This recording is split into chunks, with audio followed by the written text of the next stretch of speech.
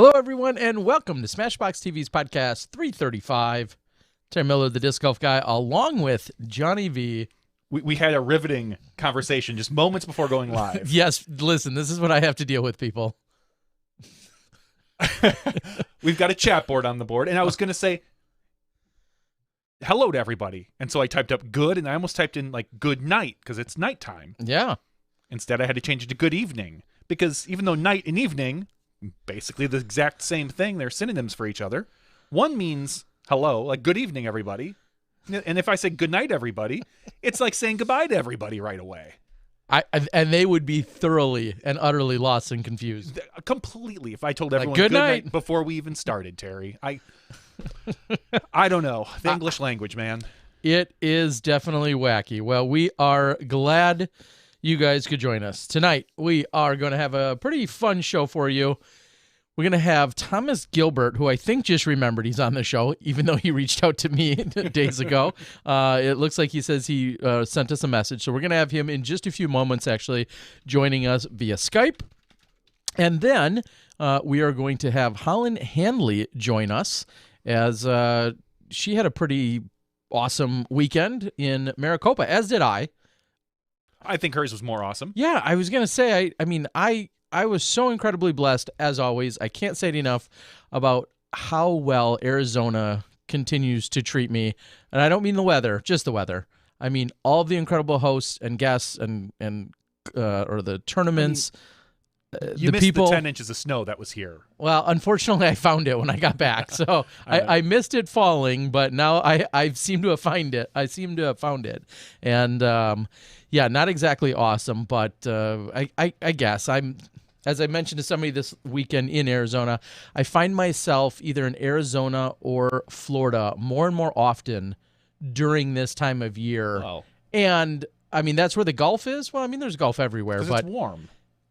I mean, if you guys want to keep bringing me places, I'll keep going. I will sacrifice my time in Wisconsin to come visit and to cover tournaments in warmer states if I have to. Next year, I may have to expand back into California and some other places during this time of year. But I do it for you guys. It's the only reason I go to this warm weather. It's just for you. Shout out to Chaser right away. Thank you for the $2 super chat. Much appreciated. Dang, super chat's on fire already tonight. Terry Miller now, the undisputed best hair in disc golf. Oh, it was disputed previously? I mean, Robert. Yeah, okay, fine. But I'm still not going with the undisputed, but because we've got some. His is just so dang natural. Like, I don't think that guy has to comb it. I don't even think he has to look in the mirror. I think it just happens. I do not have that luxury. A bit, I think. But in general, he's not really in. I mean, he's in disc golf. I'll give you best hair in media. He's in fringe disc golf now, right? He's like disc golf adjacent. Yeah. Well, we hope his transfer or his move and relocation back down to Texas has been a good, successful, and safe one for him and the entire family. I managed to tune in for just a few moments to our friends over at Disc Golf Answer Man, just for the little did I know it was the last 10 minutes. But I almost joined their show. Oh, because they were desperate, huh? No, EMAC had someone had posted, "Hey, here's Disc Golf Answer Man," and EMAC, I don't know, on purpose or accent, sent out the Zoom. Yeah, he sent out the Zoom link, and so I was thinking, oh, I wonder if they're just having people watch on Zoom as well. So I clicked on it, and for about 5 seconds, it said, please wait in the waiting room, basically, while the guy and I was like, nope. And I hung up right away because I didn't need to join the Disc Golf Answer Man. I just wanted to listen. But I almost had a chance to join whether they liked it or not. Well, where you belong. Well, again, super excited to have our two guests on the show tonight. I had a quick chat via Messenger the other day with Dana. No, we have not nixed him or anything like that. He's got a lot of things going on, and of course, we're going to be adding Dana back into the mix from time to time. We're obviously going to be adding our good friend Paul Ulibarri into the mix from time to time as things move on, and we continue to look forward to our great segments that come from the likes of Disc Golf Nerd and Ace Run Productions. So thank you to each and every one of you guys for all being part of it. So do we have Thomas just yet? It looks like he's going to be here in just a moment. We're dialing him up. We're just waiting. Okay. We're just waiting for a little bit of video. He should be giving that to us any second. All right. As always, I'll let you guys know if you are on the YouTubes if somehow you pulled yourself away from the Disc Golf Guys channel tonight, although I did release some fresh new stuff, if you pulled yourself away and you're on YouTube, that's how we love seeing your chat, interact with us a little bit easier. And if you got questions or whatnot, we're glad to pass them along as best as we can, or at least pass off the thoughts as if they were our own. We'd be glad to do so. So, without further ado, this guy's been busy. I know he's traveling around. He's got some pretty big exclusive news he's looking to break with us tonight. Coming in from our Disc Baron Digital Green Room, Thomas Gilbert. Hey, how's it going, guys? Good. How you doing, buddy? Really good. It's been a little while since you've been on the show.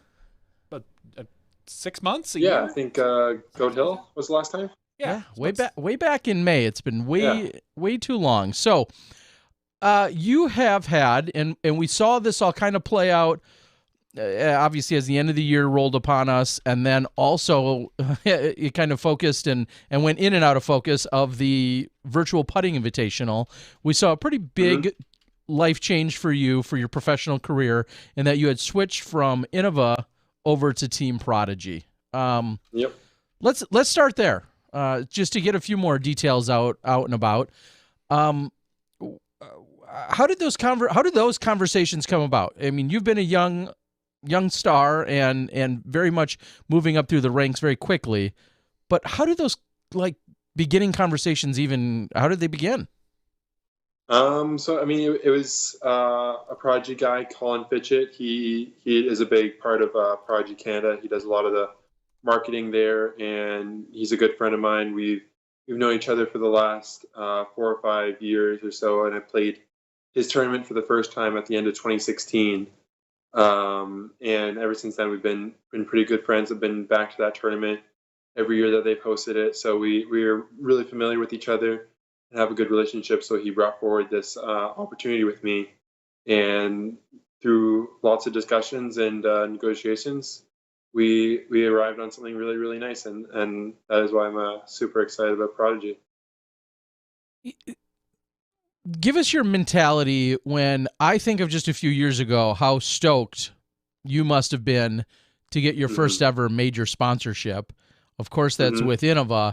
And now here you are a couple years later. A man in demand. Yeah, you've got people, and there's negotiations. I mean, that is a very significant rise and proof of what you've been accomplishing. But how does that feel to go from unsponsored to having a big sponsor to then, having your choice of sponsors? Yeah, I mean, it's been a really cool opportunity, I think. I mean, I've tried to kind of open as many opportunities for myself and really push myself out there in the sport, trying to get my hands as many pots as I guess I could really afford to do. And I think that's been a big factor in my growth in the sport. I've really tried to get involved with a lot of things on the pro tour and with the community back home. And I think that's kind of shown as well. And that's what's made myself kind of like the sought after player that's getting these kind of attention from different manufacturers and really elevating my my presence in the sport. Were there others also pursuing you, or did you feel like it was kind of a narrow conversation? Yeah, little bits of conversation, but the main two at the end was with Prodigy and Innova. What are some of the types of things you're a little bit newer? I mean, younger. I know you've younger. That's a better word. You've been around, so I'm in no way downplaying your skills and abilities and knowledge and depth of the game. But yeah, younger is a better word. What are some of the things you personally are looking for or are considering when looking at a contract? Because I feel like your concerns are very different than, say, even a Paul Ulibarri, or a Jeremy Colling, for example, or name any other veteran or a Greg Barsby or whomever. What are some of the things that really resonate with you? For me, especially with kind of the influences I've had in the last couple of years, I've noticed that branding is one of the biggest things in the sport and upcoming in the sport is the ability to kind of brand yourself as a player. And I'm really kind of dedicated to trying to build a good brand and be recognized as one of those key touring pros that people really like resonate with and associate themselves with. I really, because that's the way that I felt when I was kind of growing up with the sport. I really latched on to key names in the game like Simon, Paul, Nate, Germ. I mean, players that you see front and center like all the time. And I really felt like I built like almost like a relationship virtually, like through the coverages and through the different forms of media that they have put out and the disc golf media has put out, and that like made a really strong connection. That's something that grew me into the fan of disc golf that I am now, and that's the kind of connections that I want other fans to have with me in the future. And I honestly have felt a lot of that in the past few months as well, just how many people reach out, congratulate me, and wish me the best in this new season. Is it true you're either in some official or unofficial capacity, you're the independent research team for at least one or more of our media companies? Yeah, I like to kind of pride myself on being fully in depth with all the media stuff. I try to watch every single kind of disc golf video I can find, going through all the channels, and like I'll make sure I'll go back to the very first videos in like Smashbox and Disc Golf Guy and Jomez and Spin TV and Central Coast, and even all the new companies, Gatekeeper, GK, and so many others that are kind of popping up nowadays. It's really awesome to see all that coverage, and honestly, it's getting to a point now that it's almost overwhelming. There's so much content to kind of absorb at all times that it's hard to kind of keep track of everything. Yeah, I mean, who's got time to like practice or play when you have so much YouTube to watch, right? Yeah, for sure. What are you seeing? Maybe you're one of possibly the best people to ask this question then, because you are so in tune and probably a little more observant and analytical, being such a high level golfer and then being so invested. What are some of the either trends or improvements or things you really like? What are some of the things you've seen or would like to see in continued coverage? And I guess we'll talk about post. That's probably what you're obviously consuming the most right now. But post production, like what are some of the things that, you know, either it's an evolution or something you'd like to see moving forward? Yeah, I mean, something that I've really enjoyed, especially when watching the coverage, is the key bits of interaction between players and like the stuff that happens between throws. I think that that's always something that really captivates my attention when watching coverage. And I know you had done a lot of coverage like that in the past, where you just let the camera roll while players are walking to their next shot. And some of the funniest, most like moments come from that. And Jomez doing like the practice rounds now, and GK Pro doing the skins matches. Like those are really, really big steps, and I think those are really quality entertainment that I enjoy watching a lot, because it gives any player or any fan that's watching a good idea of these iconic figures that they resonate with every day. Like, who knew the depth of Calvin's personality within this last year? He's expressed so much more that I think that's built up his fan base as well, and I think that aspect of the coverage is something that's going to be huge in the next few years. Yeah, and as you say that, that's something I've always personally, like you mentioned, been a big fan of trying to include a little bit more of that in some of the post-production that I've done.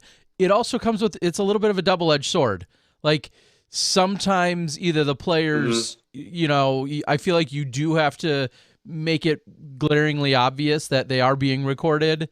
Or sometimes I record things that I definitely just think I will take a little bit of editorial control and be like, man, maybe they don't want that in public. I know I have a few of those moments buried deep in the vaults, and but being able to share those when you can, you know, I think of even just this last weekend, I left in a little bit and unfortunately kind of talked over it, but Adam Hammis and Katrina in the first round were kind of talking about like how she's been successful selling some of her clothes through Instagram, and they kind of went back and forth right before the final hole, and they were, you know, breaking that all down. And I thought it was just kind of an interesting moment that, you know, what people are talking about in the middle of a absolutely. tournament. You know, it's pretty Yeah, normal I think stuff. one of my favorite videos of yours is the Throw Down the Mountain final round coverage of 2019. Hmm. Just like, especially hole 17 and 18 Yep. particularly, because you get the whole germ drama with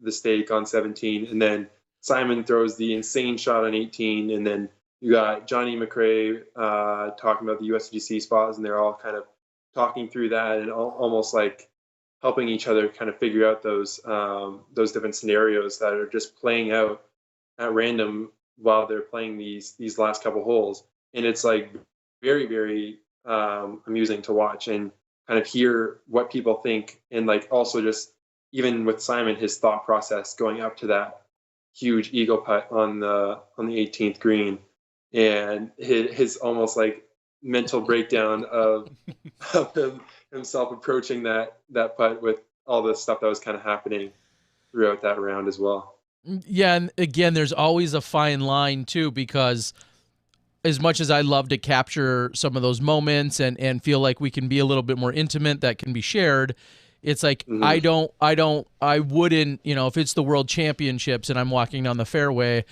with yourself, I'm not, you know, in a joking way being like, oh, what are you thinking as we're walking down this, you know, this final Yeah, fairway and you got a 28-footer?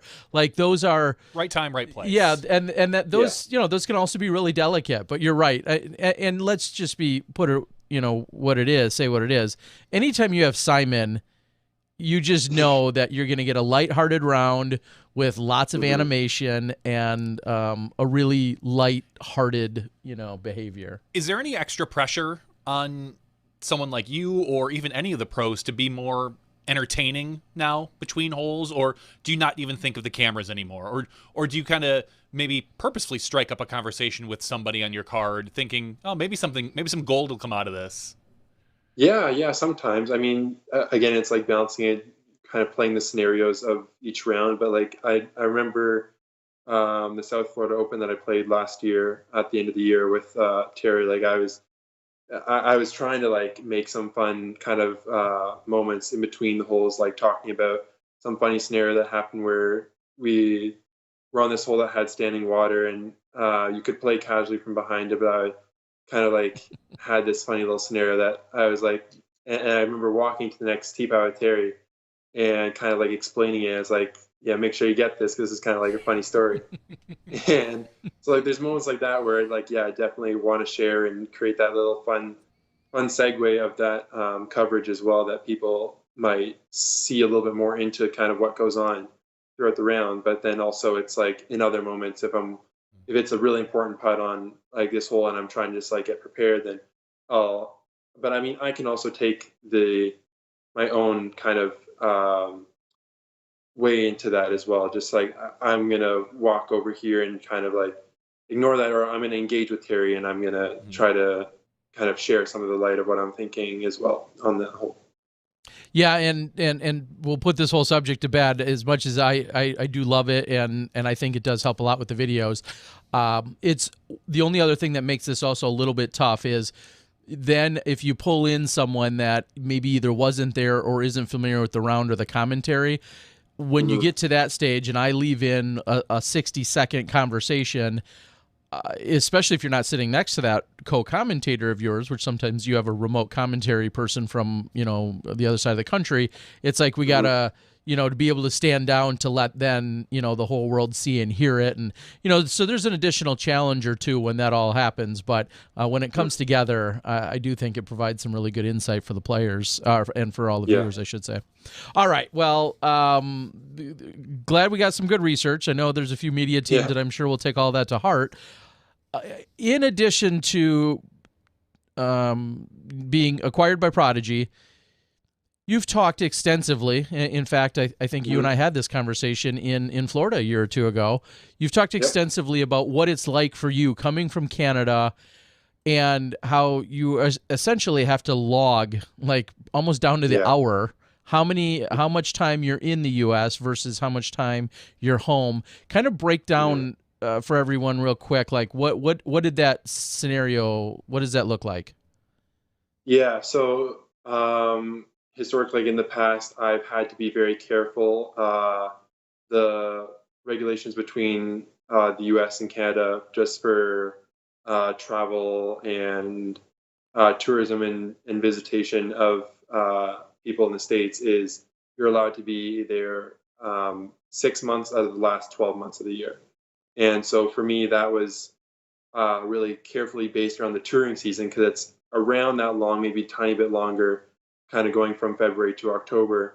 So I was kind of having to very carefully like pick weekends. If I was near Michigan, I would even play an event on the weekend, go back over the border Monday, and then come back Thursday and then practice the course, just to get those few days back home in Canada, just to kind of save up on those extra few days for the end of the year if I wanted to play another event in Florida or something like that in December. So it was definitely something that I struggled with, like keeping track of and being really careful about the days, because again, if I kind of create any issues, that could also restrict me from traveling with ease in the future as well. So that was a really interesting balance that I had to kind of work with, being a touring player from a different country. Yeah, and at any point, did you ever get to the border and they're like, you want to go back in again? You're coming back to the U.S. again? Like, did anybody ever second guess or question? Like, you're leaving beautiful, peaceful, very cohesive Canada, and they're like, you sure about this? You gonna do what here, man? Yeah, You're gonna throw some frisbees? Only one kind of time like that, where I had gone. It was, I think, the Buffalo, like Buffalo Niagara border. Okay. And I had gone over the border, I think 3 or 4 times in that 1 week, just because I was staying on the Canada side and playing a tournament in the Buffalo side. And I think after like the third time, I got the exact same border agent, and he's like, "You're back here going again for that disc golf tournament?" And I was like, "Yeah." He's like, "Man, you're playing a lot of that." Like, yeah, this is like because he also has my entire like record basically up on his computer once he scans my travel documents. So he's like, "This is like your like 8th time going over the border in like the last or so."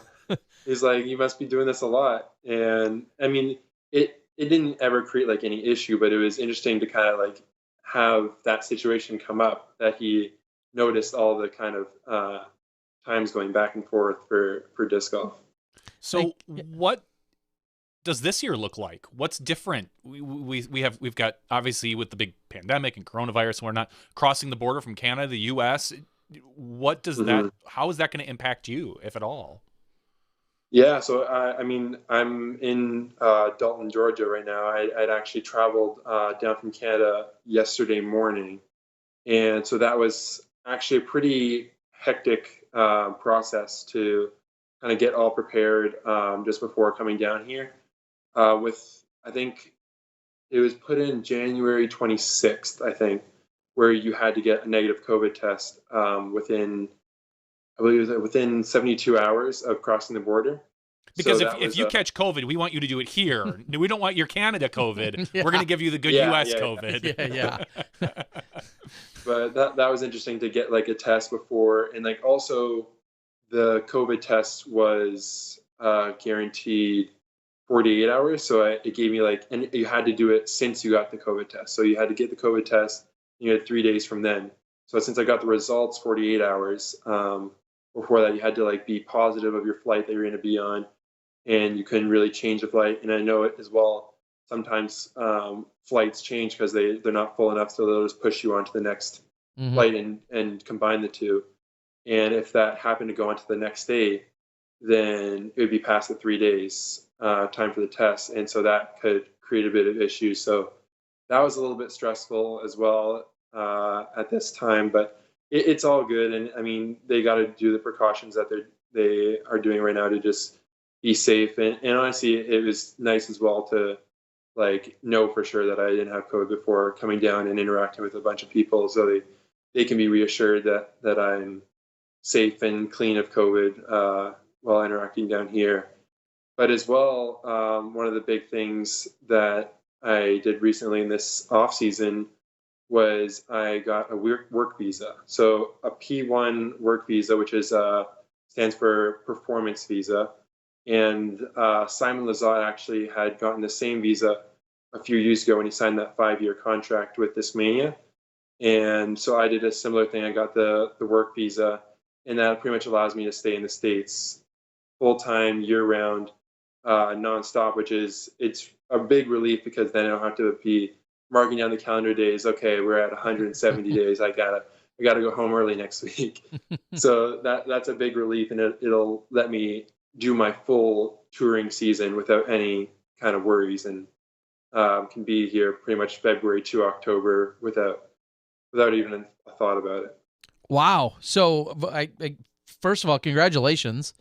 I think that is a huge step. Just like you mentioned, you referenced Simon and I think him being, so to speak, allowed to get that, and that being a factor, knowing he's got a contract, knowing he's got the employment and or the profession of touring and playing disc golf for a living, and now, seeing that factor into, and essentially, what you're doing as well.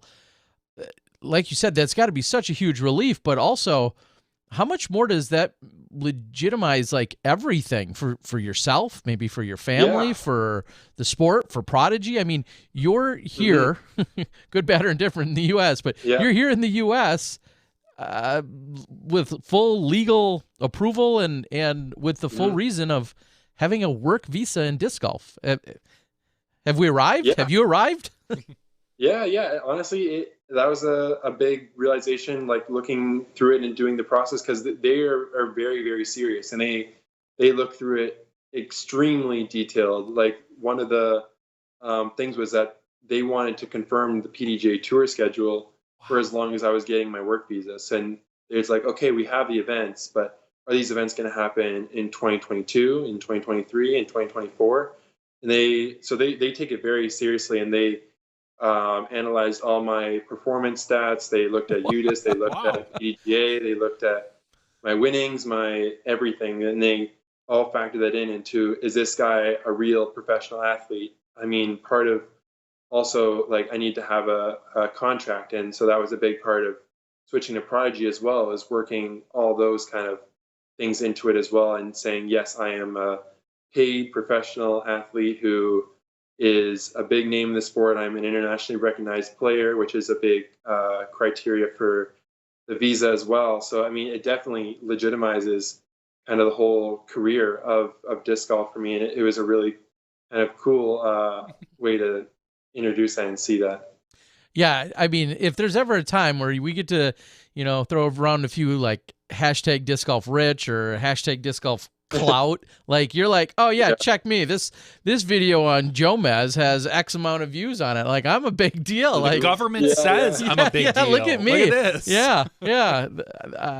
And they're like, yeah, but what were their subscriber count on that C tier? Like, don't worry about it. No, I don't think they check that. That is incredible, though. To be clear, the work visa, that's good for 5 years. Is that what we're hearing? Okay. Yeah. Now, will they with as stringent as, or as you just said they are, will they kind of do a checkup? Will they check in with you or kind of revisit it, or did they basically give it this rubber stamp and say, hey, you're good for 5 years and we'll see you in 5 years? I mean, it seemed like it's pretty much a rubber stamp. They have the ability to check on it at any time, though, and if they find any stuff, or like if they for some reason check in, or I get like a serious injury and can't play the sport any longer, then they could definitely like look into that and say, oh, well, he's not working as a professional athlete anymore. He doesn't need this work visa. He's no longer working in the States for that reason. We're going to revoke it.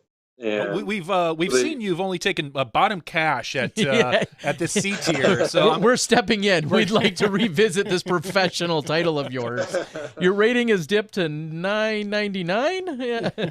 Yeah. Wow, you have Big Brother watching you, or a couple of Big Brothers officially watching you. That's crazy. I just think about that process, and then so explain the difference between, you and who would be like a tier below you in terms of an athlete that might struggle more than you? Yeah, in maybe another sport or whatever. Like who would struggle more than you did to get this approved? I guess would be my question. Um, I Like mean, a minor it's league hard to baseball say. player type, or I bet you that would probably be even easier. even easier. Okay. Yeah. All right. Yeah, Sorry. Go yeah. ahead.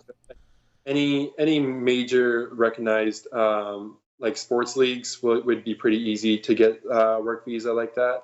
Like Okay. so like it was also a big deal like having the PDGA as the recognized governing agency of disc golf, Mm-hmm. and so they had to get letters from the PDGA and confirm a whole bunch of things about the legitimacy and professionalism of the sport itself. And so I feel like NBA players and MLB players wouldn't have any troubles with that. But I would think Well, what about like a honestly, like, bags or a spike ball player or a cornhole or spike ball or those type? Do you feel like those? I don't want to call them fringe.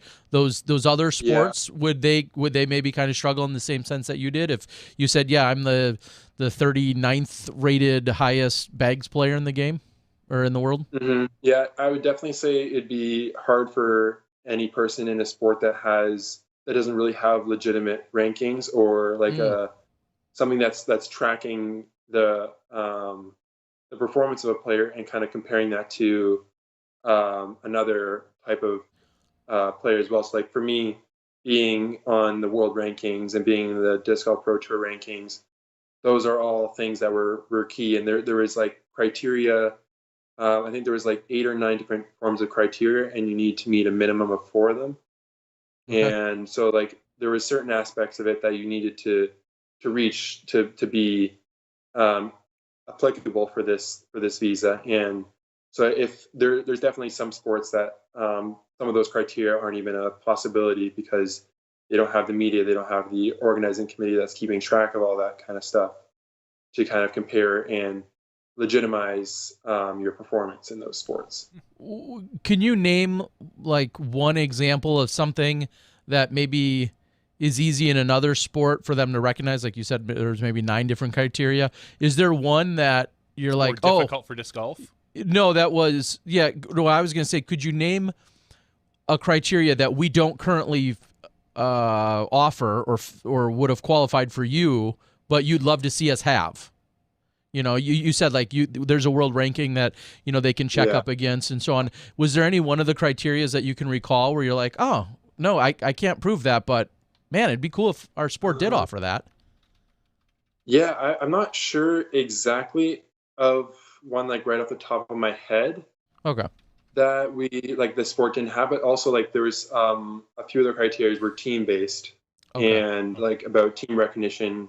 So like obviously those don't apply as much to disc golf because it's an individual based sport. But I can see I have the thing on my No, while you No, look, but well, I was gonna just say, no, we don't need to get Okay. into that. I was just curious if there was Yeah. anything else that you're like, huh, we don't do that, but maybe we could. What I was going to say, Yeah. Johnny, is this clearly is a call for us to come up with some old BS ranking system of some kind that Smashbox should have. Because I want to be on that official list of the international committee when they're like, can this person go play disc golf in the U.S.? And they're like, oh, we better check the SmashBoxxTV rankings. Do we use a separate phone line just in case they Yep. call us? Yes, exactly. Special. For like the other 2 players that might ever consider doing this. Yeah. Like, hello. Let's move this conversation on and talk a little bit about your switch over to Prodigy. What are I hate to ask like just the what's in your bag, but what are you finding that you're really loving in your new lineup? So I mean, I'm loving. I mean, I'm a driver-based player. I feel so. I'm loving the D1 and the D2s. I was also sent a whole bunch from a bunch of people in the Prodigy community, which has been really awesome. So I've been getting a whole bunch of like really good runs of D1s, D2s, D3s, and then also just like some of the old fairway drivers like the H series and the F series. I've been really liking those a lot. I've really been enjoying kind of learning and working with the A series particularly because I feel like there's really no other company that has something quite like the A2 and the A3. And those are very unique discs, and I've been able to do things with those discs that I haven't really been able to do with other discs from other companies. So that's really fun and to kind of experiment and learn about. So for the people who don't know, what is an A2 and A3? What makes them special? What makes them different? Like the So stability they are or very, like very, yeah, the stability is, I think, the main thing that sticks out. It's a very overstable approach disc. So it's like, I think like a speed 3 or 4 type disc, and has like a really shallow rim, kind of like a mid range, but it has a very, I guess, spiked edge, or like a really triangle based edge. I mean, that's more the A2. The A3 is a little bit more rounded, has the bead on the bottom, kind of similar to like a gator type disc. And I think just the stability of those two approaches, because there's a lot of approaches. I mean, like the Zone and the Pig and the Harp are all kind of iconic discs, but they don't.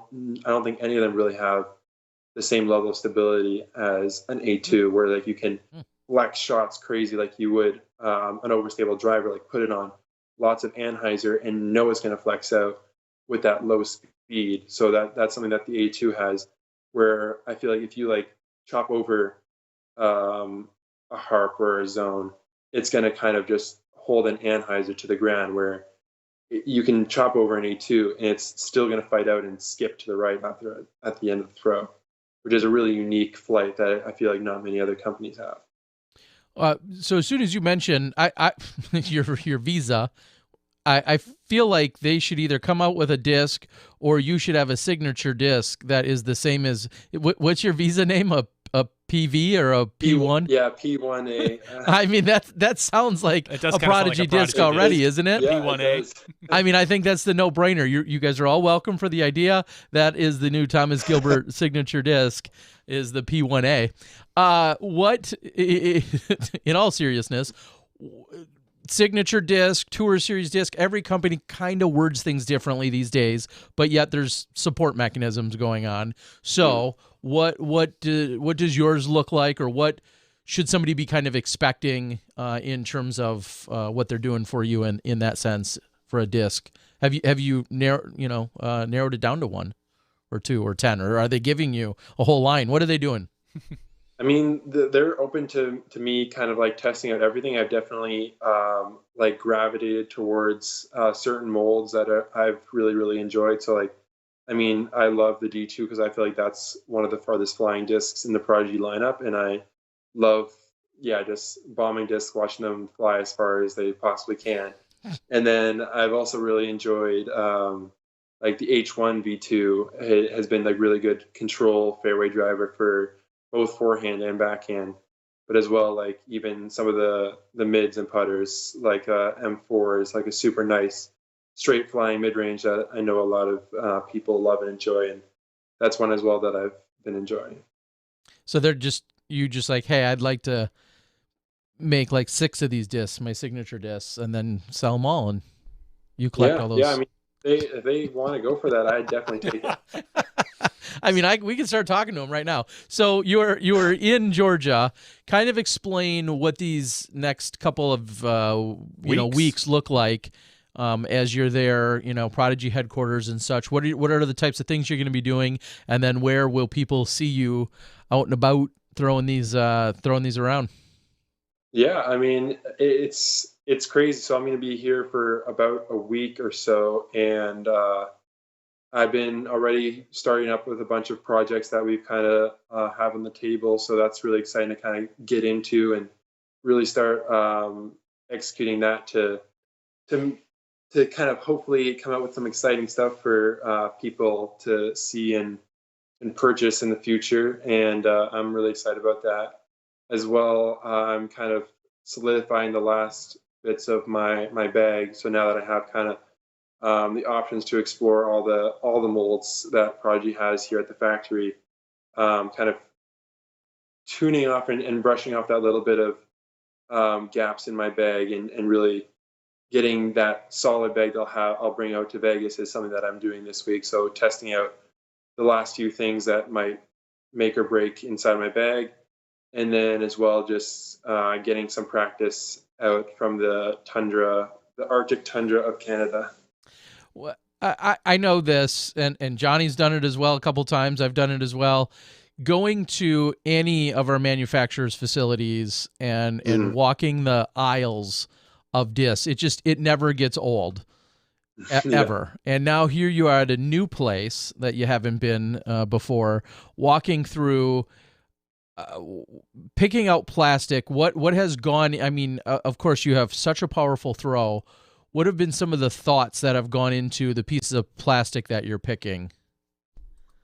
I mean, definitely stability and plastic type. I like certain grippiness of certain plastics, like the 400G is like a really nice grippy plastic. The 500 and 750 are a little stiffer, a little more stable. So those are some that I'm exploring for different molds and for different purposes as well. So that whole kind of process, like going through, feeling out some of the discs, like, oh, this feels like really good. I can really rip on this, or this will have the stability that I'm looking for in this plastic versus this plastic. And it really is like kid in a candy store. I want to just kind of look and feel and try out everything. So it is magical every time you go into a warehouse, a disc golf store, anything like that, where you're overwhelmed with how many options there are, and like all the possibilities of this disc can fly like this and this one will fly like this, and just kind of letting your brain like take over this whole entire experience of like, wow, look at all these discs. I can't wait to touch and feel and see every single one and imagine what they all can do. Well, being new to the lineup, are you bringing a fair amount with you on tour for different environment, for different situations? I mean, Phoenix and Las Vegas, that may have a completely different feel on your hands and skin and plastic versus later in the season or right now in Georgia or Florida. So are you going to have a nice selection to keep with you, a good box?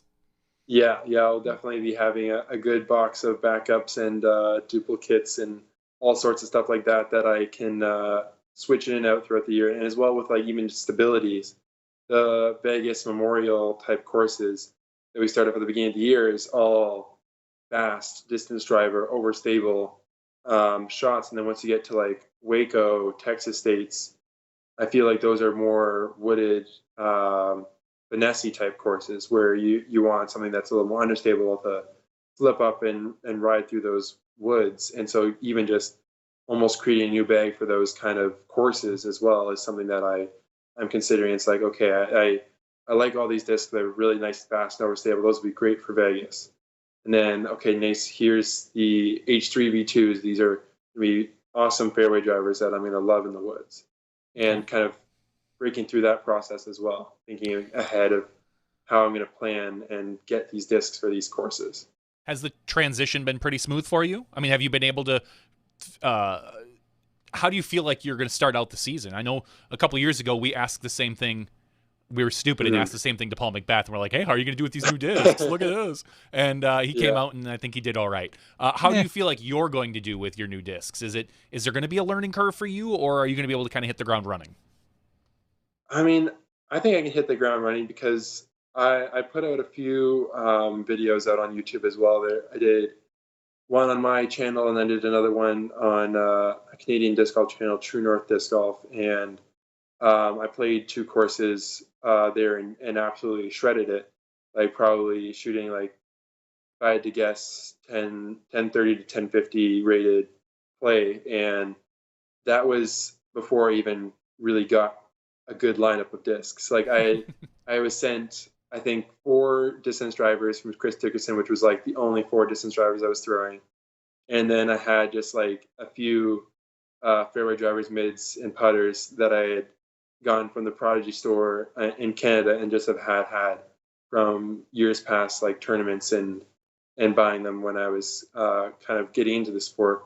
And now I have so many new discs and awesome molds and runs of the same kind of disc that I feel even more comfortable with now, and that I can kind of expand that bag. And I feel like if I could do that well already with just like the 6 molds that I felt comfortable with at that time, and now being more comfortable with those molds and expanded to all these new discs that I've learned as well, I think it's going to be a good start to the season. So I've heard a work visa, traveling, not carelessly, but traveling with a little more freedom throughout the U.S. I've heard a 6-disc signature line with your name on it, with all proceeds going to you. The last piece to that puzzle, then, that kind of puts it all together, is what kind of touring vehicle north of $100,000 did they buy for you and set you up with so that you could tour around the country and for Prodigy? What are you doing this year? They bought me the full RV, the Palm Death RV. They got myself a Tesla to drag to pull behind in case. Yep. Or to the course. So I mean, they've been treating me really well. I mean, a full-time driver. That's so you don't have to drive. Yep. Self-driving. They actually paid forward and got the Tesla RV. So it's a self-drive. It's going to be perfect. Okay, but so maybe that's not quite. That's in next week's contract. How do you see yourself touring and traveling, and what's kind of the game plan there in terms of the logistics of getting from event to event and what you're doing? So I'm gonna meet up with Joey Tamale, who's one of the camera guys for Parsley Productions. He's planning on touring a little bit more this year as well. He wants to take that leap and really explore the life of a touring pro. So that's really exciting, and I'll be traveling with him a lot of this beginning part of the year and probably throughout the year as well. So I'll be meeting him up in Phoenix in a few weeks, I think, and then we'll be heading over to Vegas, and then pretty much starting the first swing of the season together. Okay. Is Joey, I think somebody told me about a post that he was going to be playing or trying to tour full time this year. Is he have a sponsorship officially right now? I think he's got a local sponsorship. No, not right now. Okay. Yeah, unofficially sponsored, free agent. All those disc golf companies, feel free to reach out to Joey. I know he's looking for a sponsor. Yeah, he is. But he's looking for 1,000+ rating too, right? Is he what 980? Is he 990? Okay, he might be 990. Last time I had looked, I think it was 980s or whatever. So clearly putting in some work to go out and improve. So another young person out there just like yourself. Very cool. All right. Well, Thomas, I don't want to put you too much on the spot, but we have another exciting guest here tonight, and I didn't know if you had any chance, if you saw anything from this weekend, as we're going to segue over to talking to her in a few minutes, but any thoughts? Did you see anything from this weekend? I know I just posted the video of the final few holes shortly before our podcast, so I don't know if you had time, but did you hear anything about Holland Hanley this weekend? Yeah, I was following the live scoring all throughout the past weekend, and it was really exciting. I was really happy for her to have such a high performance over the whole weekend, and she stayed consistent and was able to pull out the win, which is really impressive for her. Yeah, it was very cool. Again, just a couple hours before the podcast, we were able to capture the last few holes of the women's side. We got the men, and then we backtracked and ran back to get as much as we could. And I think they had about 4 or 5 holes left to play. We captured all of that. A good, exciting finish, and it was pretty incredible to see. And we're going to be excited to talk about her. So to sign you off, I guess my question, I think of maybe her in a position you were in a few years ago, newer into playing the professional scene, so on and so forth, although her PDGA number is less than a year old at this point, which is incredible. My question is, what advice, if you were passing on advice to her as she joins us, do you have any tips or thoughts or advice for her? I would say jump right in. I mean, the disc golf scene needs more touring pros in the FPO division, so I think she definitely has shown that she has the talent and skill to really make big moves in this sport. So I'd wish her the best, and I hope to see her more on tour this year.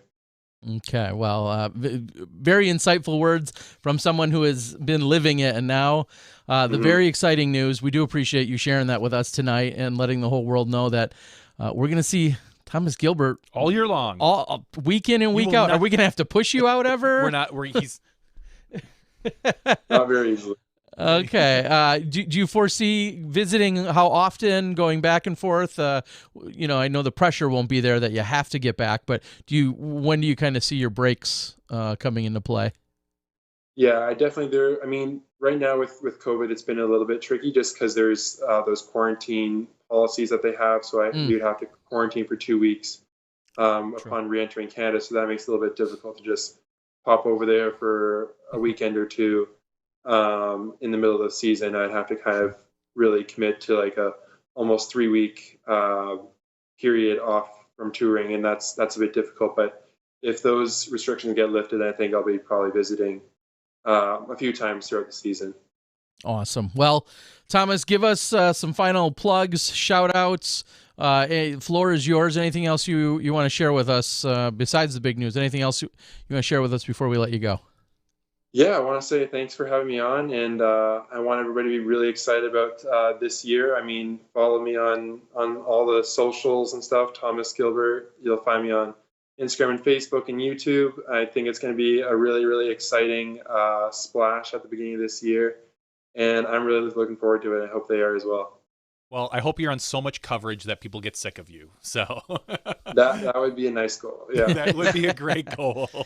Well, we can't say enough. Congratulations! It's been awesome watching you, make your way, progressing through the sport over these last few years. You're always so incredibly friendly and gracious out on the tour. We always appreciate that, whether it's media or just man to man as a friend. It's been so good seeing you out there, and we wish that you travel safely and look forward to seeing you in a couple of weeks. Yeah, I'm looking forward to it. Thank you, guys. All right, everyone. Thanks That's a lot, Thomas Gilbert. Thomas. Have a good night, buddy. Yeah. And as we said, I know it maybe just goes without saying that he's from Canada and he's friendly, but he genuinely is super nice. He's always so helpful and accommodating and gracious in everything that he does, and I really enjoy interacting with him out there.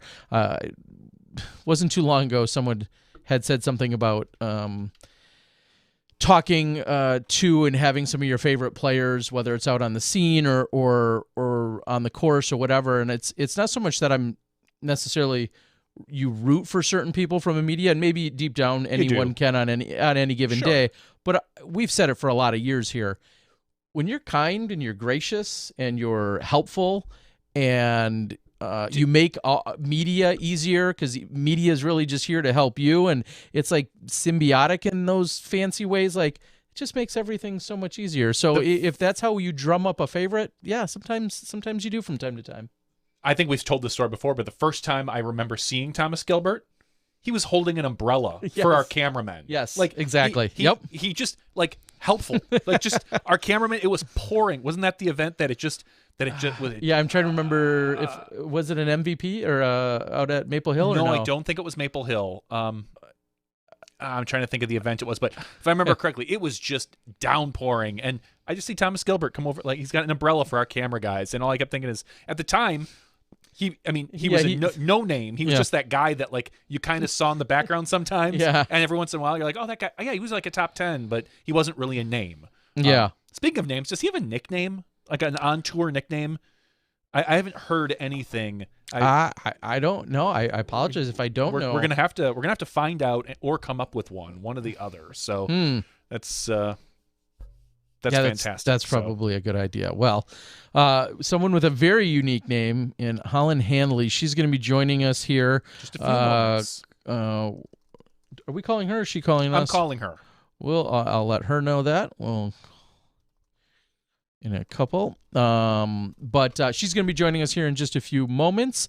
And just an overall great story to hear about Thomas, the work that he's had to go through to then set himself up to be the professional disc golfer, to take this full time in the capacity that he has. I just rewind and think 10 years ago, that wasn't happening. I mean, we of course had some ratings and some maybe a PDGA World Ranking. I don't know the exact year it debuted, but there wasn't a lot to go on, and your prize purses were even smaller, and your lifetime, all of those things just weren't quite as legitimate as they are now. So it's been a long time coming, but we continue to get there, people, one way or another. So I think we are ready to welcome in a new face from not only the FPO division, but new to organized disc golf tournament play. It's not often that we get to have somebody that feels so fresh and so new, like someone whose name that most people maybe have never heard of. And coming in from our Disc Baron Digital Green Room, we have Holland Hanley. How we doing? Hi, guys. I'm doing good. How are you? Wonderful. Heck yeah, we are doing well. I'll be the first to admit, and I have to almost lightly apologize. I have been pushing you and your story pretty hard the last 24 hours or 36 hours. I'll tell the whole world, just as I posted on her Facebook tonight.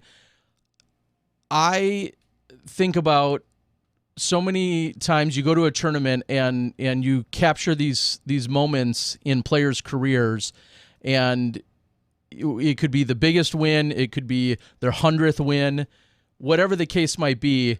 Those are always like career-defining moments, and sometimes even from a media perspective, capturing someone's win like this, or getting to talk to you and meet you and see you have the weekend that you did, like as a media perspective, that also kind of can get notched into a career moment for me. I think about AB accepted cash for the first time ever at this Maricopa event a number of years ago.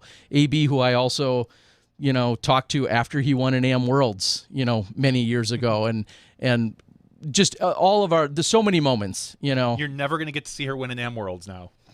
I guess not, and she's probably okay with that. So enough of my backstory, but wow, welcome and congratulations. Let's get right into the brevity of your organized disc golf play. Tell us, when did you start playing disc golf? Yeah, so I actually started October of 2019 because my boyfriend, I guess he just saw something online about disc golf and was like, hey, there's this sport, let's go play it. And I was like, how do you play golf with frisbees? Like, that doesn't make any sense. But, he bought me my first starter pack at Dick's Sporting Goods, and then we went out. There's like a little pitch and putt course up in Irvine, and it kind of blinked, and now we're here. I'm looking at your PDGA statistics. I only have 2 years to look at, 2021 and 2020. Mm-hmm. You had one recreational tournament, of which you took third. Then it looks like you moved up to advanced, where you had 4 events. You won 3 of them, and you moved up to open at the end of 2020. It looks like your first open event was in September, which you won. Then you won a Friday Night Lights, which looks like a small C tier. You took second place at the Creekside Fling, second place at the FLYR Open. That's it. Like four open wins, and then you come into this year, your very first event, and you beat arguably the second best FPO player currently. Like, that's, I know, that's nuts. how does that feel? Like, did you imagine it when you came into this weekend? Was that your thought? Like, all right, cool, I've got this. I can take this down. I mean, I know I can play at that level, but honestly, the only thing I was thinking was just like, play smart and don't get upset when you make a mistake, and just kind of like, I feel like I just kind of got out of my own way, But yeah, I mean, I didn't expect to win. I could fantasize about it, but no, I did not expect to win this weekend, definitely. So with everything we just, as Johnny summarized, your history doesn't run deep. You're not someone that has watched or played or followed along for 10 years and then just kind of took it actually serious in the last couple of years. I mean, you were just introduced to it not that many months ago. What do you know about the history? How deep have you done your research when you look at either players or tournaments? Like, what are some of the things that you've been either consuming or experienced or you've learned about? I mean, like, right off the bat, I was watching like tons of Jomez, tons of like Central Coast disc golf, like all the coverage I could, especially with the COVID shutdown, and like couldn't do a whole lot. So I was just watching everything from 2019 and 2018.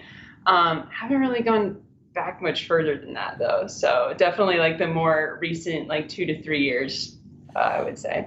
And then is most of your intake been with video, or have you gone out to, whether it's a Reddit or Facebook or any other social medias, to kind of look around and see what else is either chatted about or referenced in years past?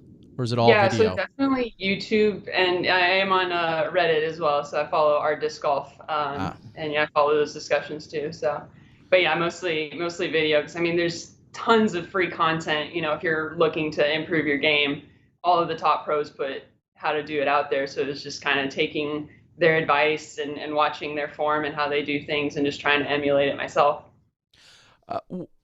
What do you feel like has been the most useful in terms of instructional or clinics or how-tos? And then I'll ask, are you watching both men's and women's stuff? Does it matter what you're watching? What's been useful to you or helpful? Yeah, I've been watching both men's and women's, but honestly, the biggest thing for me has just been taking like videos of them throwing, and I'll just go like frame by frame, and then I'll look at myself throwing, and I'll go frame by frame, and I'll try to figure out like, what are they doing that I'm not doing? And then, pick like one thing at a time to try and like fix, so that like what I do looks more like what they do. And then I listen to tons of podcasts. I listen to y'all's podcast, listen to Disc Golf Audio, listen to the Upshot. I listen to tons of interviews as well, just trying to get like advice on mental game and like how they practice and that sort of thing. What type of sports history do you have? Like high school sports, college sports? Like where do you come from? Are you do you feel like you're a naturally gifted athlete, or is disc golf just one of those things like, wow, I was never good at anything else, but I got disc golf? So sports have always been just like a huge part of my life. I played volleyball for 10 years. So I played from middle school all the way up through. I played Division III college volleyball. And then when I graduated, I actually got into powerlifting for a few years. So I've competed in powerlifting as well. And then, through high school, I did like, shot put, discus. I did a little bit of like basketball and stuff, but disc golf was definitely my first like big individual sport, and definitely my first Frisbee sport. So. Well, I was just going to say, it seems like you had affinity for both, whether it was an individual activity like powerlifting. I can't think of anything more individual than that, as opposed to volleyball. Do you, now that you find yourself so presumably hooked on disc golf, is there any kind of relief or anything that you take in knowing that, hey, what you're doing is going to directly impact you and your own outcomes all the time? Yeah, it's definitely like, I definitely feel empowered that like if I put the work into something, like I'm going to get a good result. So like, yeah, I know how to work hard for a thing in sports because I've done it so many times before. So I think that definitely helped, like having that kind of process focused like mindset of, if you put in the work, you'll get the result eventually. That sort of thing. I mean, you're currently rated 892 according to the PDG, and I know we have a small sample size to work with, so forgive me, I'm not casting any aspersions. I know, exactly. But you shot a 979 and a 957 rated round to best Katrina Allen, who by a single stroke, and who shot a 951 and a 970. Walk us through the last few holes of that second round. I mean, it came down to a single stroke, but you had a few to give going into the end. Is that right? Yeah, I was so nervous. I'm sure if you watch the coverage, I looked so nervous. Yeah, I was literally the whole day. I mean, the round lasted like 4 hours, and the whole day I was just keeping track of like how many strokes are between us. And it got down to like 1 stroke, and then it got back down to like 3 strokes. And especially in that last hole, I was just like, just clear the water. Just get it up there. I got 3 to play with. Like, I don't care if I take a bogey. Just like get it in the basket. So I feel like I might have like crawled across the finish line there, but we made it. Whether you win by 1 or 101, I mean, the W still looks the same, and that's all that really matters. Yeah, it's the same. It's the same paycheck that cashes at the end. Exactly. And I was saying, speaking of that, was there ever any thought of you doing like an AM Worlds? I mean, we see a lot of competitors who will maybe forego taking cash and think, I really like that AM World title. Yeah. Any thought for that? I thought about it, and I was going to do that. In fact, when I signed up for Creekside Fling back in October, I think it was, or September, I'd originally signed up for AMs with that intention. But, you know, I'd been doing my practice rounds and I was shooting under par. And like, I thought, like, do I really want to, you know, like, I knew that if I started competing at that higher level, I would get better faster. And I thought, do I really want to like hinder that progress for another year? Because with COVID, like there wasn't an AM Worlds this year, so I would have to wait a whole nother year to do that. Is like I could just move up now and like maybe I get my butt kicked, whatever. I'm gonna get better faster, and I'm gonna have more fun competing at like that higher level at all the events I play in the meantime. So I did think about it, but like I got impatient. I wanted to compete. And there's nothing wrong with that, because I tell, and my thought process is, if you can start taking cash, start taking cash. I mean, Yeah, exactly. AM Worlds is awesome, and it can net you a sponsorship and all these other things. But you know what else can net you a sponsorship? Beating one of the top 5 women in the world. So, and before we get to the sponsorship conversation that I know you and I briefly touched on last night, you mentioned that you and your boyfriend started playing at the same time. Is he competitive? Is he driven like you are? I'm not going to ask if you're better than him or not. You can tell us, but I mean, is he taken to it the same way you have? She's on Smashbox and he's not. Okay, let's be fair. Yes, he is definitely taken to it as much as I have. Okay. He actually got injured earlier in the year, so we were playing a ton during the COVID breakdown or the COVID lockdown. Mm-hmm. And he actually got really bad shin splints that he's been dealing with for the better part of like 9 months. So he's starting to come back. He's practicing again. He's definitely like extra motivated, you know, seeing me get all the attention, but he's also been like so supportive and stuff. So, but I'm excited to see what he does, because I think like he's just as driven as I am. So I think he's going to do some cool stuff too. Awesome. Now, if you don't mind, if you want to share any of your other background, you said you played college volleyball. What did you go to school for? Do you have a full-time gig right now? I know COVID throws everyone into a different loop, but what does the future kind of look like? Those, do they intermingle? Pack it up, go on tour. Yeah, I mean, you heard Thomas. I mean, buy that RV and just start driving. Right. So I majored. So I went to University of Texas at Dallas. I got a degree in biomedical engineering, and now I work in medical device manufacturing as a process engineer. So kind of my job is, we have, you know, medical devices that we make, and my job is, how do we make them? How do we do a better job of making them? How do we bring new technology in to make them better? That sort of thing. So I really like my day job. So it probably really pays like real bills. It pays pretty well. Yeah. It pays a little better than disc golf. Not gonna lie. That is nice. It funds disc golf for sure. I mean, I spend all of my money on discs, as you can see behind me. So, yeah, I don't have any plans to quit the day job to tour, but I am gonna play, you know, as much as I can this next year, you know, with the amount of time off that I get. And I mean, I literally spend all of my spare time on disc golf right now. So, in our interview, in case somebody hasn't seen it yet, our final interview, which I so regret us standing that close to the road because we hear so much of the road noise, so I apologize. Oh, yeah, it's road noise. But I do ask you there, and I'll have you elaborate here a little bit. Sponsorships, I know this is, you know, very sudden and maybe overwhelming, and maybe something you weren't thinking about too much prior to this weekend, but when you average 963 golf over 45 holes, and you play very well, you know, it's not like you had a 3-woman field and you snuck it out, you know, by playing 875 golf to take an FPO. I mean, you shot really good golf. You said you throw a variety of manufacturers. Is that going to dwindle down? And what are you looking for potentially in a sponsorship? We know people are listening. Yeah, I mean, I've already had some people reach out, definitely. So there are some offers on the table. I have not made any decisions yet. You know, just like you said, everything like has just kind of like snowballed in the past few days. I'm suddenly getting like all this attention and stuff. So I definitely want to like take my time there, you know. I think ideally, like, I would want a sponsor to like help me just pay for tournaments mostly, like help me with that sort of thing. Cause like really like I have discs, I have clothes. The thing I need help with is like getting to tournaments. So that's like the main thing I'm looking for. And then I know any sponsor I pick, like I get to keep some of the discs I really love, but I have to give up some of the others. I mean, it depends So on the that's gonna be sponsor. really- There's manufacturer sponsors, there's retail true. sponsors these days, there's bag sponsors. Yeah. I mean, there's a lot of different sponsorship opportunities these days that you don't have to necessarily tie yourself to a particular manufacturer. It can help. It certainly can help, but you have a lot of options these days. Yeah.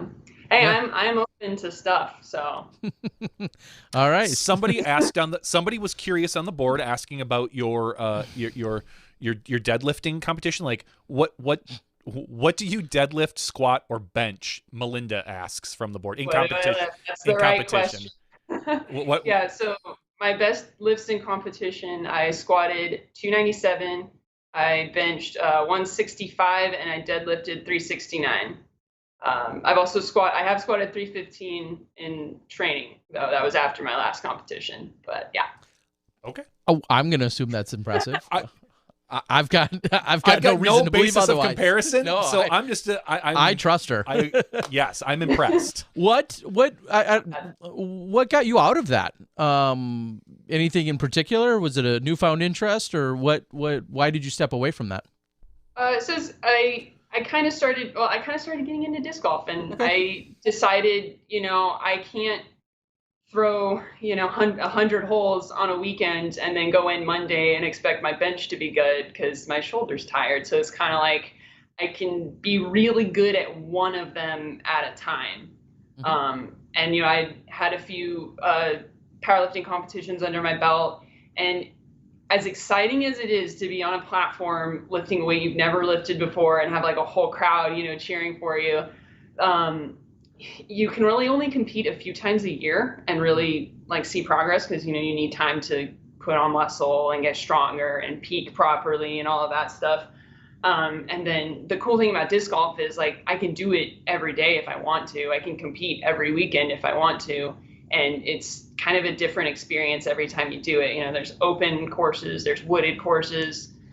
Powerlifting's it's the same thing every time. You do 3 attempts of 3 lifts. And then you spend the whole year trying to put pounds onto those lifts. And it's super cool. Like, it's super awesome to be on a platform and to, like, hold, 369 pounds in your hands. Like, that's pretty cool. But, yeah, I just like that I could compete more often and have a little more variety with disc golf. So. Do you feel like the powerlifting helped out disc golf at all as far as strength and throwing? How far do you normally throw? What is kind of an average for you? I think it does help. I think no amount of strength's gonna like overcome bad technique. I think when I started, I was definitely trying to like muscle it, and while I could throw further than most of the women around me, like I didn't start getting the really good distance until I like broke the form down and started like fixing those things. I would say like my like max distance that I can get consistently is probably in like the 380 to 390 range.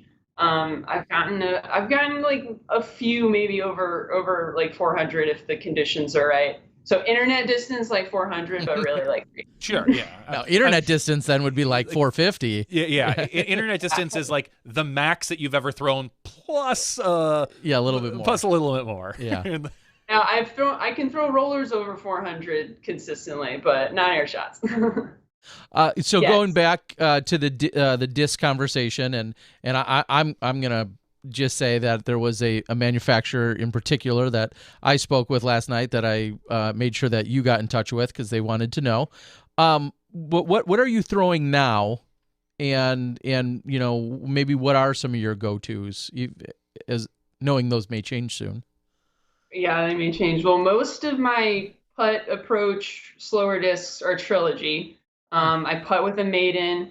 I throw a Pure. I throw a Shield. I throw a Harp. So lots of Trilogy in there. And then most of my fairway drivers are Innova. So I throw Valkyries. I throw Thunderbirds. I throw Firebirds.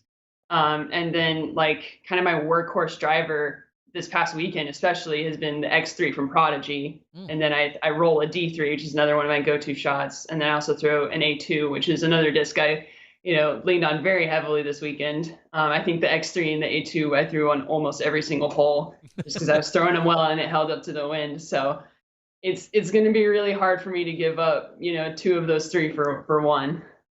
Yeah, and like we said, there's always a way to get creative. Yep.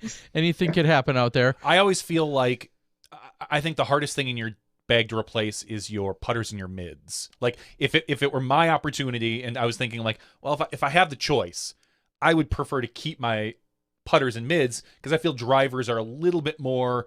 I think there's a little bit more wiggle room in there. For at least for the way I throw. Now you may throw completely different and much further than me probably. So you're gonna have to you have some tough choices coming up, I'm sure. Yeah. Are you in any hurry? I know we're kind of chatting a lot about sponsorship, but are you in any hurry to lock in with a sponsor, say even pre-Vegas, which is just a few weeks away, or is that something that is a ongoing conversation, but it's in the back of your head? Are you in any hurry to lock anything in? I'm not in a hurry to lock anything in, definitely, because Vegas is already paid for. It'd be cool to have someone help cover Vegas, but I think the most important thing is that I feel dialed in and confident going into it. So if the right offer came along in the next week or so, I would absolutely take it. But I have absolutely no problem waiting. And then talking about Vegas specifically, can I assume you haven't been there and you haven't played or practiced any of those? What's your game plan knowing that you're going to this huge opener? It's the Pro Tour opener. It's the kind of the biggest event of the season to get things going. What's your game plan for Vegas, knowing there's 3 courses to play? Yeah, so I'm taking that whole week off of work. I'm going to go down there probably Sunday-ish, Saturday or Sunday before, and then I'm going to practice Monday, Tuesday, Wednesday. So I'm going to try to get a round in on every course, and then, play. And in the meantime, from now until then, I'm going to try to just dial in my stock shots. So, my stock 250 shot, my stock 300-foot shot, my stock 350 shot, just so when I'm there, I can kind of assess the wind conditions and the weather and such, and just make the best possible decision, which is kind of what I did last weekend, and it worked all right. Do you have I don't say a touring partner, but someone that you're going to be able to go to Vegas and just kind of maybe someone to show you the ropes, show you the courses? Is there anyone in the FPO field that you've aligned with? Aligned with is a good way to put it. Or are you going to kind of go there on your own or with your boyfriend and just check it out and just play? Yeah. So I'm hoping my boyfriend can come with me. There's still kind of discussion as to whether or not they're going to allow spectators and caddies. Mm-hmm. But if they're going to allow us to have that, he's absolutely going to come and be my caddy. He knows my bag very well, and he knows my game really well. There are tons of times where I'll pull out a disc to do a shot, and he'll be like, you should probably throw the other one. And he's right 100% of the time, so I trust him. As for travel partners, I've been talking to Owen Scoggins about possibly staying together. Mm-hmm. She and I've played a few tournaments here together. She's really fun to play with. So yeah, I'm hoping to get to travel with her. Well, if there's someone to learn putting from, it's Owen. Just follow her around. Dude, yeah, she kicks my butt every time. Yeah, it's ridiculous. Well, and that was 50 feet, count it. Exactly. Yeah, that's. I think that's her nickname. We were joking about we didn't know Thomas Gilbert's nickname. Owns is 50 feet, count it. Yeah. Yeah. It's not a joke. It's real. She is absolutely a killer out there. Now, you said that you watched both video of yourself and then you observe and watch some other things on YouTube. What do you feel like is something that you're I'll start with, what do you feel like you've really learned or taken from someone, and is there someone that you kind of lean on, like a Paige Pierce putt versus a Ricky Wysocki forehand versus a Katrina backhand roller? Do you feel like you're taking bits and pieces from our top players? Yeah, I definitely take bits and pieces. For my backhand drives, for my rollers, I've borrowed a lot from Katrina Allen. That's part of the reason it was so cool to get to play with her this weekend, because it's like, I try to copy you. But yeah, I watch her, I watch Paige, and I watch Jen a lot. The pros who put stuff out on YouTube, so like the guys like Simon and Tristan Tanner and Ezra, who like put out a lot of instructional videos. Like I watch all of that. Anytime they put out a video, I'll like try what they recommend, and sometimes like some element of it'll stick, and so like all these little bits and pieces have kind of like melded into my own kind of style. And then yeah, for putting, I've tried every kind of putting, but grip wise, like I've looked at Ricky a lot, I've looked at Paul, I've looked at Eagle, I've looked at Calvin, I've like tried to copy different forms. Like every time I see someone do really well on coverage, I'll like kind of zoom in and try to see what it is they're doing, and I'll like see if I can get some element of that to work for me. So yeah, definitely a good blend.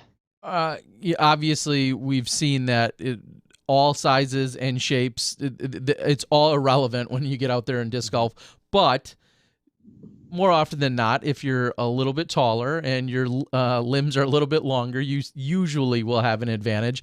Someone had asked, I know immediately after I posted the video, as to your height.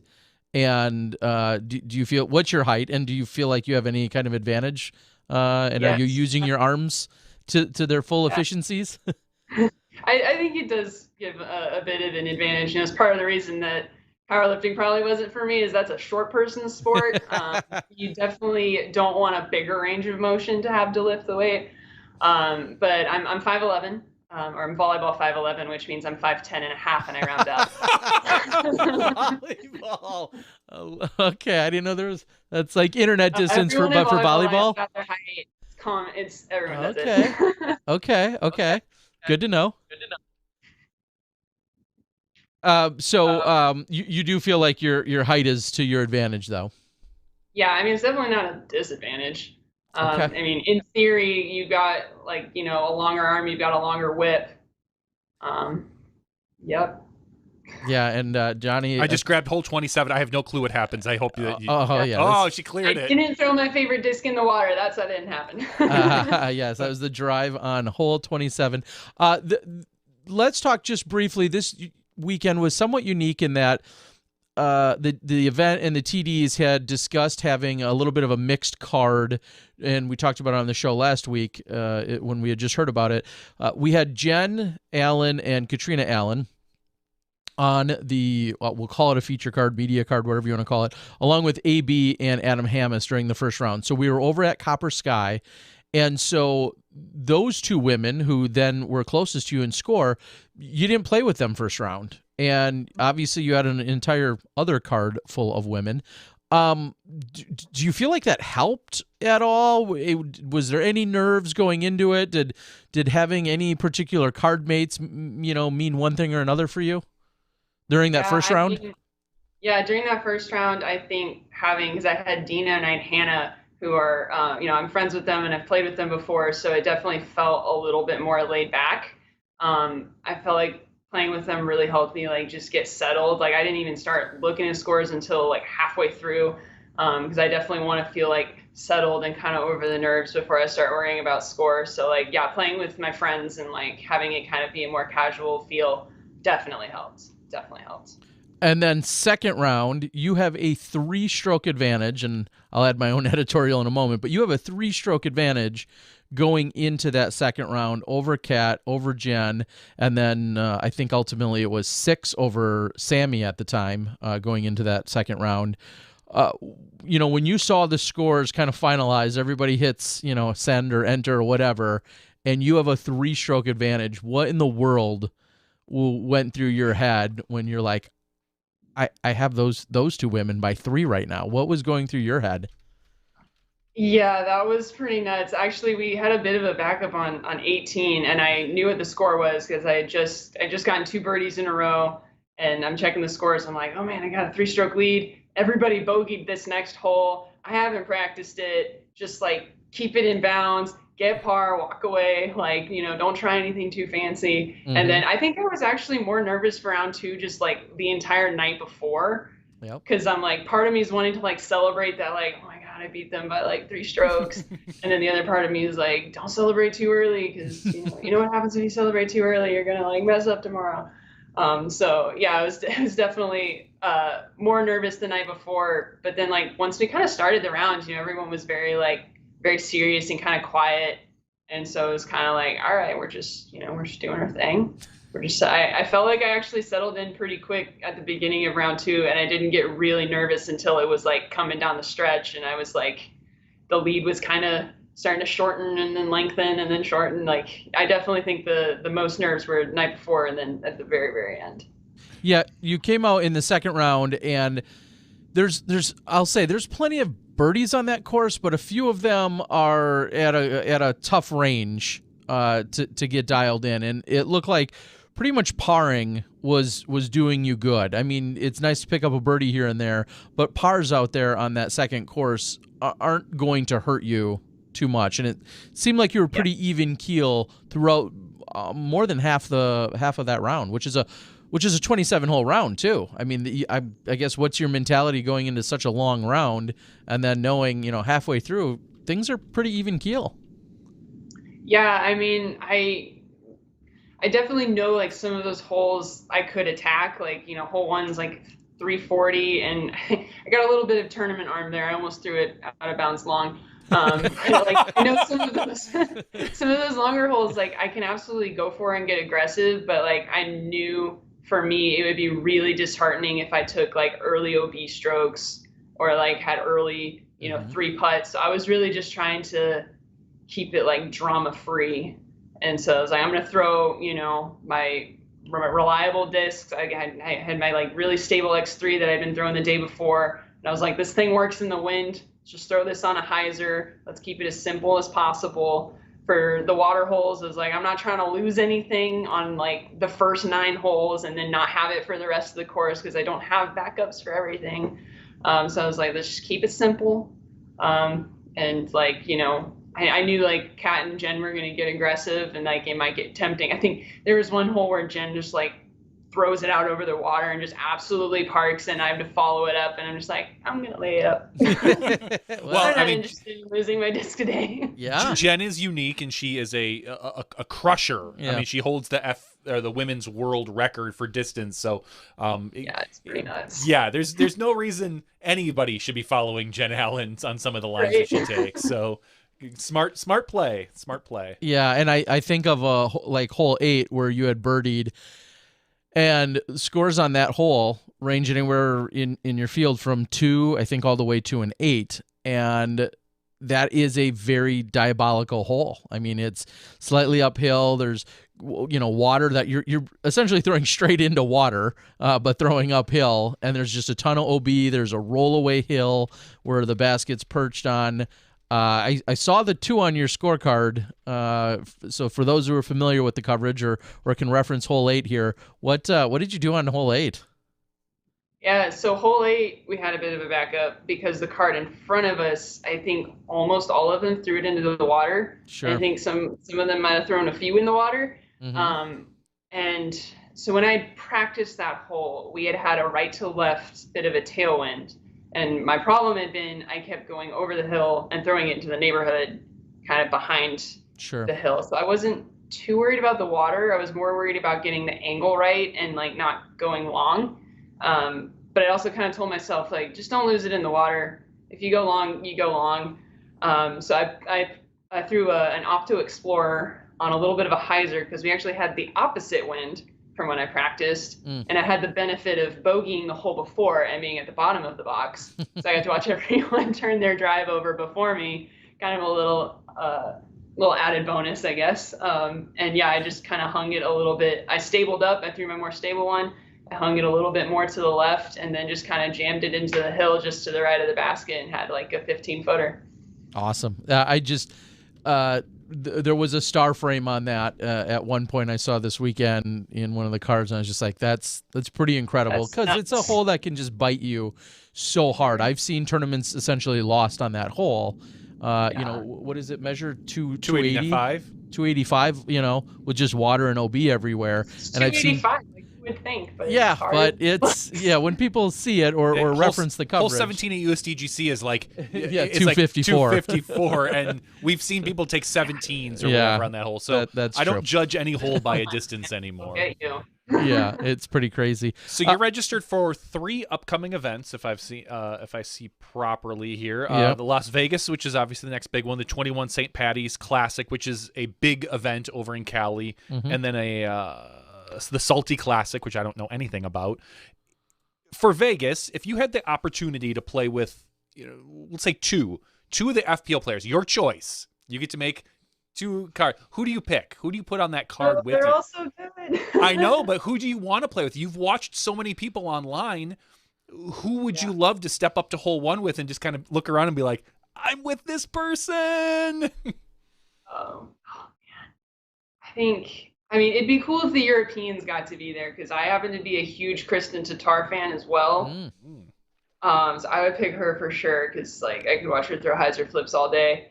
And I feel like it's such a basic answer, but like I would love to play with Paige Pierce too because she's insanely good. I would just love to like watch and like kind of be there. And I mean, I would be happy to play with Kat and Jen again too. Like they were super, super cool to play with. I know that's 4, but it's okay. 2 repeats doesn't count. You already played with 2 of them, so you gave me 2 new names. That's what I was looking for. 2 new ones. What is the? Do you have it up? What's the Vegas registration for 46 women? We have 46 FPO open women players, with Paige being the obviously #1 rated player in the world at 991, followed up by Sarah Hokum and then Katrina Allen. So I mean, you already beat Kat, so I'm expecting you to take 3rd. So that's what we're looking for. We're gonna see you on some. We're gonna see you on some live coverage. In the beginning. It will. It'll also be great. How much stock? Clearly, you're relatively new to the game and to the PDGA, but do you put any stock in your rating or the fact that you averaged 963 on the weekend and your rating is what 892 or 897 right now? I mean, are those is that a number you're concerned about right now at all? Concerned about it? No, I mean it'd be nice to be 900 so I could like sign up for stuff in the first tier. Sure. So like 900 is definitely a goal. And I mean, I'd be lying if I said I didn't do any math after seeing my ratings come out this weekend and trying to see like where am I going to be next Tuesday.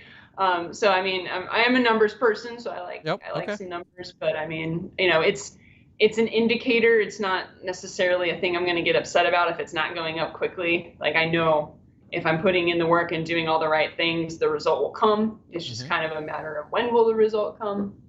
Don't really get to decide when it comes. So. Well, you only have a few ratings on your record right now, so I have a feeling the next ratings update, your rating will probably take a nice little hop. Yes. Yes, it will definitely jump up. Now, what I was going to real quickly circle back to was I remember starting to download footage from round 1, day 1, thanks to my gracious hosts, Javier and Amy Jo. I'm at their house, and at one point I'm scrolling while the footage is downloading, and I'm looking at my phone, and I'm looking at you being in the lead. I mean, I had watched Jen and Kat. We had filmed them during the first round, but then I'm looking at the scores, and I'm like, wait a minute. I genuinely did a double take. I'm like, wait, somebody beat them both by 3? Like, I was like, what? It's like, just my luck. What? Yeah. I was like, wait a minute, what's going on? And then to go and take a look, which I think, again, you just nailed it, that ratings, are just one brief indicator. But to look and see that, I'm like, wait a minute, she's rated 892 and she shot almost 100 points or 90 some points above her rating. 979. So first of all, I'm like, huh? Who's doing what? But then I do Is that follow your up. highest rated round? Yeah, like does that number mean something to you? Was it a good 979? Do you know that? Do you feel like you could do that kind of golf all the time? I want to say yes, just because I made a ton of mistakes. I mean, I don't think I made a putt until like hole 15. I missed a lot of opportunities to score early on, and I was playing very conservatively, so it's like I know I could potentially get more aggressive and maybe snag a few more birdies there. So yeah, I mean, I think I don't know. I don't want to like jinx myself and be like, yeah, I'm going to shoot 970 every weekend. But like, I think it's definitely like in my wheelhouse to get there, at some point. Has it also hit you, and you don't have to hold back. Has it hit you though that you're this fresh to the sport and that you're able to already throw and perform at this level? I mean, there's women that have been playing for 5 or 10 or 20 years that aren't seeing the scores and the results that you are so quickly. Has that dawned on you, or is this just part of your DNA where you're like, yeah, if I put my mind to it, I usually succeed? I'd say yes and no, because I mean, I've been putting in a lot of work, and like I've done, research on like, what's the best way to like learn fine motor skills, and like what's, how to improve your mental game. And I feel like I've put in a lot of work. I knew like the result was going to come. I am surprised at how quickly it came. I definitely didn't anticipate, beating Kat and Jen like a year into competing. Like that's still insane to me. But like I'm not surprised that it came. I am surprised that it came quickly. And again, I don't want to jinx it. Understandable. And I also want to put it out there, and I've tried to carefully craft my words in that, clearly you nor I are in any way being dismissive or derogatory to the fact that you've beat Jen and Kat, and braggadocious, whatever you want to call it. In no way, shape, or form do I want anyone, for yourself or me, to misconstrue that. And I think that gets backed up in the fact that they played good golf. You just played even better golf. To me, when I was looking at the stats and the numbers, I think, okay, well, if somebody had a terrible round and then somebody else, just had a decent round, like that wasn't the case. There was good golf played by a number of you. And I draw some parallels immediately, as silly as this might sound. I draw parallels to when I was in Taiwan last year and watching Jackie Chen play. And everyone's like, oh, well, it's this no-name guy with not much of a rating, and oh, he had a good, lucky weekend. And then you watch the footage, and you're like, no, he's really good. And he beat Philo. He beat Nate Perkins. He beat these other, established players. So I don't know if that's fair or not, but I draw some similarities in the experience, and maybe that's what also makes it a little bit more special is kind of seeing it unfold in front of my own eyes and capturing it all. It was. I don't know. I don't really have a question in there, but I wanted to share that because I think it feels almost weird to be like, yeah, I beat them, because that's what I've been proclaiming even for you. And that's not to put them down. It's just you played really incredible golf, and I think you know that. And I mean, the real thing is like, can I do it again, right? Like a lot of people can play, 1 or 2 really good rounds, but they're the best of the best because they do that every single weekend for years. So, I mean, that'll be really the telltale thing is like, can I do it again? If there's any place to either continue your lucky streak or get on a heater, it's Vegas. So, I mean, that's what everybody goes there for. They just expect to ride those. That's right. If you're feeling good, Vegas is the place to go. Yeah. Yeah. And I mean, honestly, Vegas is a great course. I mean, I know a lot of people right now, and you see it on the internet. You are a netizen of Reddit, so you've seen the highs and the lows. How people hate the Vegas and Memorial courses because they're just big open bomber courses. But with someone like with your skill set right now, that might be really advantageous if you really do throw, your internet distance of 415 feet. I mean, those are the courses for you. Those are the courses where you can excel. So it's kind of exciting. Is that one of the reasons you chose that, or is it just because, hey, I want to play? It's exactly the reason I chose it. As much as I like woods golf and park golf with stuff in the way, I mean I love Huntington and Long. I mean, those definitely aren't like wooded courses, but I like that style of golf a lot.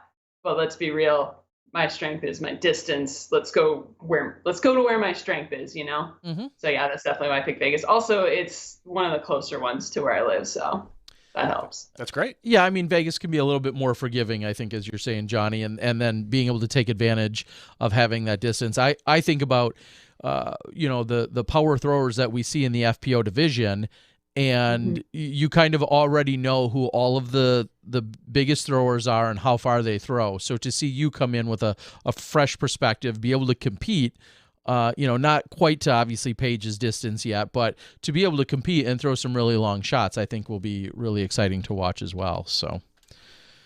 All right. So well, I kind of have to ask, because Dave Barrick gave us just a $20 super chat. You've got some discs behind you. Someone wants to know what are the discs behind you right now? It looks like your whole collection, for crying out loud. I didn't realize how far back that went. Yeah, I mean, this is a combined collection, so this is mine and my boyfriend's discs. But I guess right here this is something from Prodigy. I think this is an A3. So I tried that. There's another A3. So there's some stuff we've tried out. I think for a while he threw a PA3. I've got the Discovering the World 35-year anniversary F5. So yeah, if you haven't checked out Discovering the World and you're in the SoCal area, make sure you do it. Do you have any collectible discs, or are you more of just a buy them to throw them, or do you? I'm buy them and throw them. Yeah, I'm not much of a collector, that's for sure. And obviously that's fine. Do you see that changing? Do you think that will change, or is that just not part of like something you care about? I'm not like contrary to how many discs are behind me, I don't like to have too much stuff. We've actually thinned out the collection recently. I've been on our disc exchange, so Reddit again. Actually, a lot of the discs in my bag right now are discs that Redditors have given me, so thank you, Reddit. Well, there's somebody right now that I'm going to go on Reddit tomorrow, and they're going to be like, I saw her on Smashbox, and I guarantee you, she was throwing my disc. I sent her that disc. She was throwing it. Yeah. That gray X3 that I threw all weekend, it's from a Redditor. I'm pretty sure he was on the East Coast. So guy who sent me a 750 X3, thank you. Wow. It's like we're crowdsourcing her bag. Hey, whatever works. Some people do an in the bag. We do, we'll contribute to the bag. I'd like it's a to new throw segment. this disc. Please mail it to me. That's right. If you'd like me to throw your disc. That's awesome to see. Do you feel like, and maybe this goes hand in hand, maybe it doesn't, but do you feel like, and maybe you don't know otherwise, being a woman coming into the sport, have you experienced any either discrimination or extra positive acceptance? I mean, has it gone either way? Encouragement? Has it gone either way for you? Do you feel like one way or another? I think I definitely surprise people a lot when I'm, just playing casual rounds with how far I can throw. I think overall, the disc golf community here has been just nothing but welcoming. I don't really have a whole lot of bad stuff to say, about how I've been treated. Good. That's great. Yeah. I think, in general, it's been a pretty positive experience. I mean, I'm sure there are women in this area who can say probably the opposite, but I don't know. For me, it's been pretty good. Good. That's what we want to hear. Yeah. That's what everybody wants to hear. People have been very encouraging and very welcoming. So.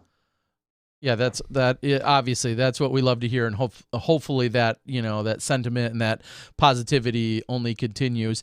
Before we do let you go or start to let you go, and I know I asked it in the video, but I did a second take on your name. It's very unique. Can you want to share with everyone the origin of your name? So I'm named after my great grandmother. It's an Irish name. Holland's an Irish name, Handley's an English name, but yeah, it was my great grandmother's name. My mom used to say she swore like a sailor, and she was super honest, and she liked her a lot, and that's why she named me after her. So okay. And how often do people screw that up, and how many variations have you heard? 1 million? Oh, the Holly, Helen, Holland. Yeah, those are definitely the common ones. Colin. Sometimes, okay. Some people, if people are saying it, they'll think it's Colin, they'll think it's a dude. I don't know. or I maybe just accept all of them. Holland, the country, I okay. get that one a lot. There's tons of them. You just got to be okay with it, otherwise you're getting mad every day. Yeah. Well, I immediately think some people maybe would make the H silent and say Olid, and even possibly.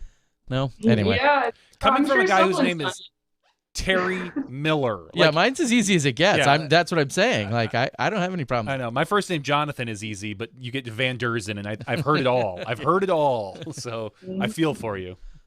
Yeah, you just take it with a grain of salt. Is there anything else that you would like to, we'll give you the open floor, but anything else you want to share or let the disc golf world and community know? I mean, I guess just like everyone's been so like welcoming and nice to me since I've gotten into the sport. So I mean, like, I want to say thank you to like the guys at the La Mirada Disc Golf Club, the guys at Huntington Beach. Like these guys, like they've been nothing but welcoming and encouraging since I got into the sport. I'd shout out the Cali Disc Golf Girls. If you're in SoCal and you haven't checked them out, they're like doing amazing things getting women involved in the sport. So yeah, I definitely want to shout them out. And I mean, I want to thank my boyfriend Tyler because he's been like super supportive, and I'm sure he's watching in the other room right now. So, and then yeah, just everyone who's ever seen me on the course and like invited me to come play with them when I'm by myself. It's been really cool. It's a really cool community. Yeah, it's so good to hear that you've had pleasant experiences. I think those are only going to continue. Obviously, having those positive interactions, but then as your name continues to grow. I don't know. If she keeps winning, she might get a few cold shoulders. Yeah, you might. Like, who's the new girl that's beating us? Jeez. But it's been an absolute pleasure. We're so happy to have you and get to know you a little bit more, get to know your background and your story about disc golf. And as I've said before, I'm sure this will not be the last time we're talking to you. We're looking forward to watching your career continue to grow and flourish. And hopefully if you're talking to us again, that means you've probably won more events. Or is announcing a new sponsorship. Or new sponsors, new RVs. All of that was super cool. That's right. We would love to see it. All right, everyone. This is Holland Hanley. We appreciate you joining us. Thank you so much. We look forward to we'll be running into you in Vegas, and we hope your continued luck and skill shine through out there at the Vegas courses. Appreciate You'll see Terry in Vegas, and make sure he gives you another interview. We'll see how, regardless of how you're shooting. All right. Love to do it. All right. Have a great night. Thank you. Thank you. Thanks, you guys. Bye. See ya. All right. And of course, congratulations yet again. And I can't stress it enough. Super happy that we were able to let's just backtrack out on the course to go grab those last few holes of the FPO event of the tournament, and those are out there. I think, like I said, we caught up with them as they were teeing on 24. So there's a couple long holes in there. Believe it or not, 24, 25, 26, and 27 still consume about 20 minutes of footage. And so you can go out and take a surprised because I literally just pulled up the video and I grabbed hole 27 because it's easy to find. And her being up by, I think, 3 going into that final hole, and then trying to get over that water. Why not? Like, and how close she came is what kind of scared me. The only thing is, so I don't second guess that at all. And I say this, and I know you haven't been to that course, but clearing that water, you need to do it. Clearly, it looks more daunting from the tee than I think it actually plays. Sure. All 4 of the women, no problems clearing that water. With her distance, definitely no problem clearing that water. If you lay up to that, you are absolutely at best. If you lay up short of the water, which, for the record, I've never seen anyone do. Do you have to play over, or can you play off to the right? It's a very narrow swath off to the right. Okay. So if you lay up short of that water, you absolutely are committing to saying, I'm going to, at best, get a par 4 here. Because what's the carry on that? Something like 260? Maybe. Yeah. Okay. Yeah. And I'm just saying, and you're right, somebody could do that, but you are essentially saying, I am at best getting a 4. And that's assuming I don't throw it OB left or OB right on a second or third shot. I'm just thinking with a 3-stroke lead, you run a little extra risk there. No, I think clearly it didn't matter. If anything, she just threw it a tad low. Yes. But she and the rest of the card more than enough power to clear that. So that's not what I was second guessing. I loved watching her. She maybe threw a little bit of her approach shot wasn't great, but then once she realized for sure where the scores were, just realizing, hey, just set this next to the basket. Again, OB comes in on the left with the road and sidewalk, and then there's an OB fence on the right. Like, it continues to narrow all the way down to that pin, and I feel like she handled it very well. Well, she won, so I would say so. I'm just saying she played it very smart to assure herself the win in that sense, and I think that was incredible. So, yes, we were talking about hole 27 out there at the Maricopa Meadows course. Marty says the carry on that is 300 feet. Okay. I would believe it. Marty. Yeah. Marty would know. Yeah. That sounds about right. And that does not, like I said, and she cleared it by 20 or 30 feet, and she just simply was low. Yeah, she threw it low. She just flat out released it because I low. haven't had a chance to watch the coverage yet, and pulling up that one hole thinking, oh, she's up by, I thought maybe like, oh, she's up by 3. She probably laid up a couple of times just to make sure she was up, and then watch her come close. I was like, ooh, wow. Nah. But I wasn't worried. No, I'm clearly you weren't.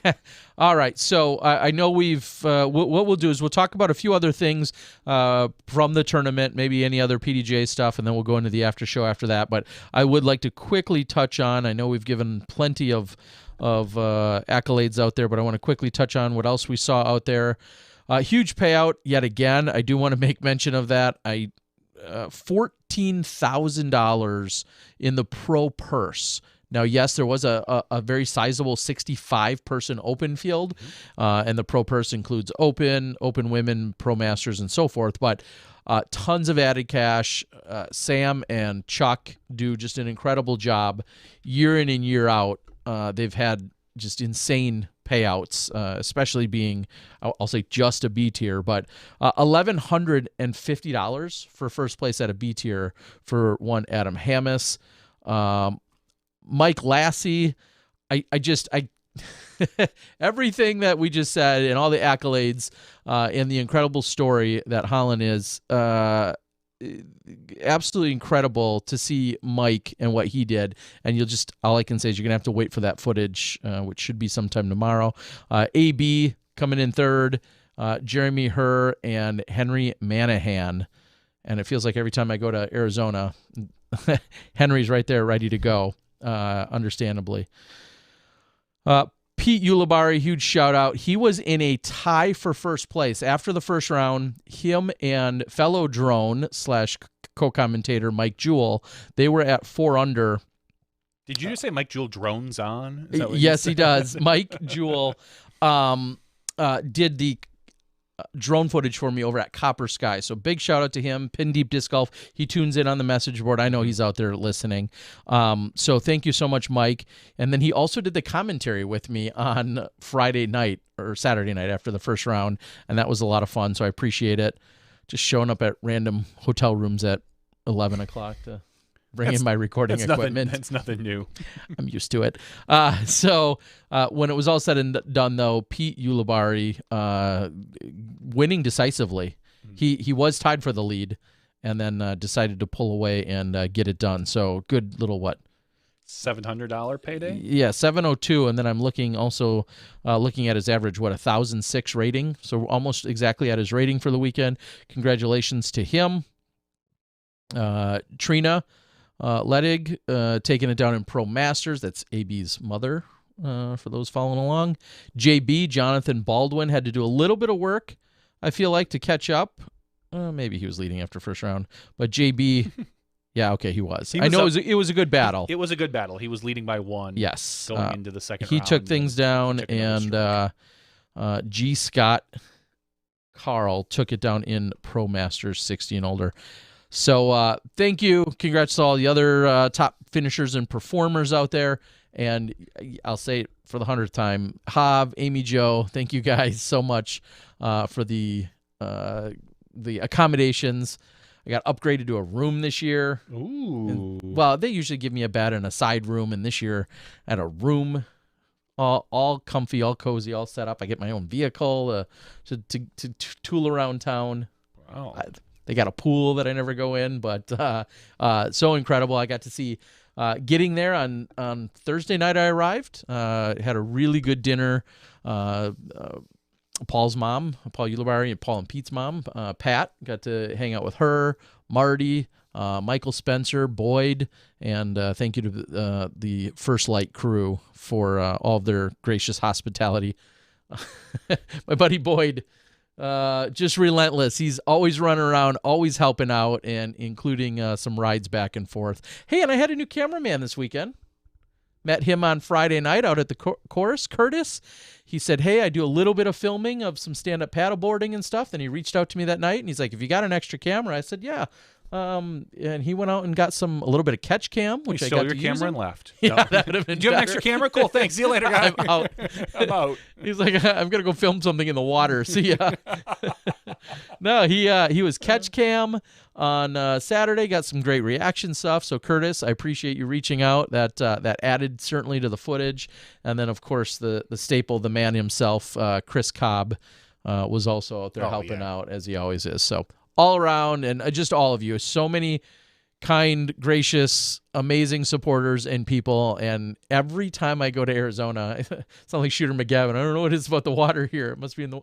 I do feel like I go back, and I love Arizona more and more every single time I go back to be with them. And to top that off, our good buddy Gary to the O proposed. He did. He's on Friday in Arizona. He's officially engaged. Not only did he propose, but she said yes. She said yes. That's the story. That's the story. The proposal's So, not the story. A big shout out to a huge part of what Smashbox will be in the future, has become the unofficial third person here, Gary to the O. Congratulations on your recent engagement. It couldn't be happier for the guy, and I can't wait to see him. And probably for the All-Star weekend is probably the next time I'll see him. So yeah. So awesome. Congratulations, Gary, Caitlin. Gary is, if you don't know, he's the wild one that got the scorpion tattoo after eating one when we went to Thailand the first year. Mm-hmm. And he's been on a number of travels, and he does some filming, he does some editing, he presses some buttons here at Smashbox, and just our superstar. And as we said, also Wes Warren's out on the board. Wes and a ton of people chipped into the tournament to help make the video coverage happen. So to all the video sponsors, in addition, also Wes couldn't get enough, and he comes in here and contributes more. We appreciate it. Moving from engagements to children, we want to give a shout out. That's the natural progression. For some, it's that's the not natural, always the order. We've had friends that have done it not in that order, but hey, whatever. Moving on to a kind of big news in the disc golf community. Heck yeah. The Shoes, Paige and Grady Shoe, welcomed in Savannah Bay Shoe to the world. So for those world champion Paige, formerly Paige Bjerkes, now Paige Shoe. Mm-hmm. Her and Grady had a child. So on January 16th at 3:34 a.m., they welcomed in Savannah Bay Shoe. So for those of you that were wondering, like, gosh, what's up with Paige? How come she hasn't been around? Why is she not playing the women's national championships? Why isn't she playing these events? What's she doing? This is what she's doing. She's being preggers. She's being a mom now. So congratulations to the Shoes. Couldn't be happier. Little kid looks gorgeous, other than the Vikings onesie. Can't have everything though. Sorry, Doug. Maybe we'll send her a Packers onesie and see what happens. Yeah, coming in look like healthy 8 pounds, 10.5 ounces, and 20.5 inches long. And as they said, disc golf plans are on the back burner, as they should be when they're this new and this fresh and got the little one. So all the love and congrats, of course, to them. And largely kept a secret. Actually, I think purposefully kept a secret. If you go back and look at a lot of her Instagram posts or anything like that, she is obscuring herself a lot of times, her midsection, to hide what was going on. I think they wanted. I'm gonna have to ask about her secrets and what she's been doing. Maybe she's got some tips for me. Yes, always hold something in front of you, Terry, just so that no one can see your midsection. Always hide behind a basket or something like that. So, yes, 100%. And I look forward, because Paige is one of my most favorite people on tour. You couldn't ask for a better person in general. Yeah. Well, Grady's pretty nice too. You just don't know him as well. I barely know Grady. I'm sure he's a great guy. I mean, by affiliation, blah, he's got to be great, whatever. right? But I know Paige, and she's of awesome. course, So. yes, yeah, wonderful people for sure. So, but yeah, it looks like they did try to hide, keep it special for them, probably not to maybe make it too public. I'm sure when Doug found out, he was shocked on Instagram. So what? I've got another grandkid? My fifth one? No way. What's going on? Also, I think from some PDGA news, did I see one of our other regular contributors? No, I'm not talking about Schwebby, even though I think he's recovering from COVID. I think one of our other regular contributors picked up a W this weekend. Did I see that correctly? Let me click on some buttons. Maybe I'll get there. Maybe I won't. I thought that I saw, spit it out. And she'll beat me to it. I'm trying to find the exact details, but I think did one Emily Garner take down another victory this weekend? I thought that's what I saw somewhere, and unfortunately, I don't know which event it is. So you'll just have to tell us. Oh, here, let's click on maybe the King's Cup 16. That's Nathan Queen took that down in MPO, along with Dan Hastings taking second. And yes, there it is. Emily Garner doing work, shooting a +9, which was 12 better than her next closest competitor in Heather Zimmerman. So Emily getting it done, and so congratulations. Looks like she probably averaged somewhere around like 925-ish golf, something in that neighborhood if I did some quick math. So congratulations, Emily. We know you and your husband Cody are probably out on the board as always. So nice work. Congrats. I didn't look. I saw that on the socials. I'm like, they're a smashy. Yeah, we've got to make that announcement. And one other, I do also want to shout out, but because we are missing and loving all of our friends over there on the island of Samui. Danny Diaz, shirtless Danny Diaz, managed to take it down at the Samui Swine. Riley, who has Wisconsin roots, took second, I believe, due to the playoff.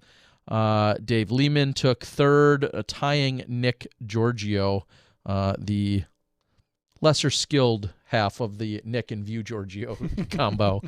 View taking it down in FPO. So love and miss all of you guys, obviously, over at Koh Samui at the Samui Swine, and of course, looking forward to being there next year. Even if I have to quarantine, damn it, I will. If I have to be anywhere for 2 or 3 weeks quarantine, you better believe it'll be the island of Samui, and I will make that happen for sure next year. But congratulations to all of you guys. Of course, not quite the turnout that we've had the last couple of years with hundreds of players coming from all sorts of countries, instead just 23 this year. But certainly loving and missing all of the Samui Swine disc golf action. All right, Johnny, is there anything else you're concerned about here in the regular show before I shut down this beast? Absolutely not. Okay, I'm good with that. Well, with that, as we said, it was an incredible weekend. I had a great time. We had some players that did some amazing things. I don't know what more you could ask for other than just knowing we're also that much closer to the entire season kicking off. And, even more exciting things that are yet to come as 2021 seems like it's ramping up and almost in full force. So we'll close it out by saying thank you again to Thomas Gilbert. Thomas with that big news saying that he's got that 5-year visa. And we're going to see plenty of him. And he's going to be a force to be reckoned with at every event. And I think he'll have even a deeper focus of his goals and agenda. And he's got Big Canada looking over his shoulder, making sure that he's here being the professional golfer that we all know he is. It's tough to carry an entire country on your shoulders. If there's anyone that can do it, Thomas can do it. And Holland Hanley, again, congratulations to you and congratulations to everyone that performed well. We didn't need Adam Hammis again. We just talked to that guy. Every time I show up to film in Arizona, he wins. So Maybe you're his Wisconsin good luck. He's 4 for 4. I mean, over the last 2 years, not too bad. So thank you guys for joining us. This has been Smashbox Podcast 335. Of course, in the after show, we'll talk about some silliness of other things going on, disc golf related or otherwise. And we look forward to you joining us then. And naturally, we're going to be giving something away. And we know that's what you all love. For Johnny V and Terry Miller, the disc golf guy, we'll see you in the after show when you step inside the Smashbox. Thank you to our $2 and above patrons. Your name is listed below in the credits. If you are interested in being listed as a producer in the Smashbox TV credits and supporting this and other fine podcasts, please visit patreon.com/SmashBoxTV.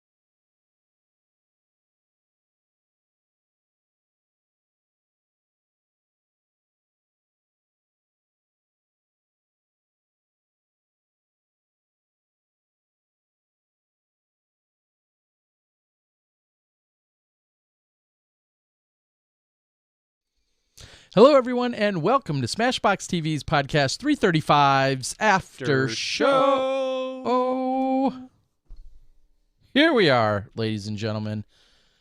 Thank you for joining us. This is, in fact, a Smashbox TV After Show. Sometimes disc golf, sometimes not. One way or another, there's going to be a little bit of silliness. I didn't see your daughter jump online to ask for more internet time, so that's good. Yeah, we're in a whole new realm of Tuesday nights because she is back to in-person school full-time 5 days. And for a lot of this year, Wednesdays have been the one day off that she's had.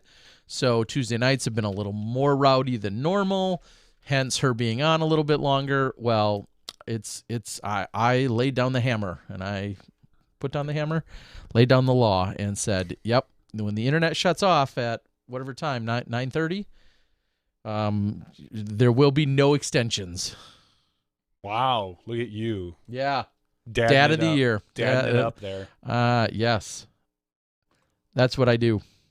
Meanwhile, I'm guessing my other daughter, who is 12, was probably sleeping by 8:45, and the 9-year-old is, like we said, a little bit of the rowdier night owl. So welcome, everyone. We saw a really sizable group of you guys turning out, as always, in our chats. We appreciate it. So many of the regulars and even a few new names, kind of like we saw this weekend. I want to give a shout out to everyone that did a super chat. Yes, during the show. Much appreciated. Terry and I need the money as we lost all of our money on GameStop this weekend. So that was... there's a GameStop not even a full block from your house? Half a block from my house. I wanted to go in and hug them all. Yeah. They own me now. I'm down hundreds of millions of dollars. I just took it to the moon, diamond hands. What? Just to timestamp this slightly, here on February 2nd, 2021. A couple days ago, we saw it creep up just over 400. It was 400 per share. It was literally a week ago. We had gotten off the show, and I had just kind of opened up my Twitter feed, and I saw all this stuff how GameStop stock was like really leaping. It went from, I think when we started the show, it was at we're all after hours right now. It was around 140, and someone had tweeted, and then it was at 190, and the next day we saw it jump to somewhere in like the 400s. Yeah, 380, spiked, and then basically, up to and then it dropped very, very quickly. and it kind of hovered around I think 200 or 250 or something like that for a while. But that's if you're listening to this sometime in the future, this is when the big short wannabe squeeze of Reddit in 2021 happened. Mm-hmm. Some interesting times going on. Yeah, certainly. It like you said, we talked about it briefly after we got off of we ended our show last week, and that's when the madness, with it setting in, and what was it as of close today? Do you recall? Do you know? Close today was like 90. Oh, geez. Okay, yeah. I mean, I haven't looked in a while. I know it's funny you say like, oh, geez, considering it was like I only $3 consider a month the fall. ago, Yeah, the I'm fall. not considering the actual, alleged valuation or whatever. I'm just considering the fall. But yeah, it has been pretty crazy, and also, interestingly enough, as I'm learning, I'm not even dabbling. In a distant room off in some other corner of my brain and world, I continue to listen and learn more about the whole cryptocurrency world, and I don't want to say it fascinates me. You're getting into some Dogecoin? No, I was just going to say coin? I don't know that it fascinates me. I think that's still too strong of a stance. Yeah, it's not just white noise to me anymore. It's a step above that, but. Anyway, get me that GameStop. Yeah, don't. No, okay. No, don't bother at any point anymore. Like, it's not worth it. I will speak of. I was gonna say the two stocks this week that were very big were GameStop and AMC. Yep. I did put some money into AMC, and I'm down a couple $100. Ooh. I'm down in my portfolio. It could come back. I doubt it's going to, but you never know. Mm-hmm. And the reason I chose AMC over GameStop for the most part was that I don't think GameStop has a great future. Mm-hmm. At least AMC, I feel like, okay, cool. It's a movie. It's a movie theater chain. Sure. If they can get through the pandemic, they might come back and the stock will, at some point start to climb up, as long as they don't go out of business officially. So it's that is why I chose AMC and thinking like, oh, maybe I'll ride it just a little bit. And that did not work out for me. So, see, and I figured you'd get rich quick. I was hoping. To get rich and then buy a new co-host, and it didn't work. Good luck. Good luck. I'm thinking Thomas Gilbert. He'd be great. He has a lot of information. He knows a lot. He certainly does. He has far more research than you and I combined. Oh God, yes. So that would be a good idea. You should look into that. I was going to say, speaking of stopping, I'm able to stop a little bit better. I visited one of our friends today, Kazi. Big shout out. You don't watch or care what we say, but I visited our friend Kazi today, who took to my rear brake pad or pads, brake pad caliper. I'll throw out that word too. I think that was locked, seized. You guys got fancy words for those things. But no, he took it. He had to do some legitimate work to get things going again. But huge shout out. There are some things that are worse. I do have a working car. It is a Honda Element. I love it. I don't want to give it up. But for the last week or so, wait for the new one. When you go anywhere, when I was going anywhere in my car, the grind... Like it mentally was grinding on me because my brake pad was gone on that left side, and even when you pull away, it was still continuing because I think the caliper wasn't releasing or something. And let me tell you, like driving around like that, it's not that I felt unsafe.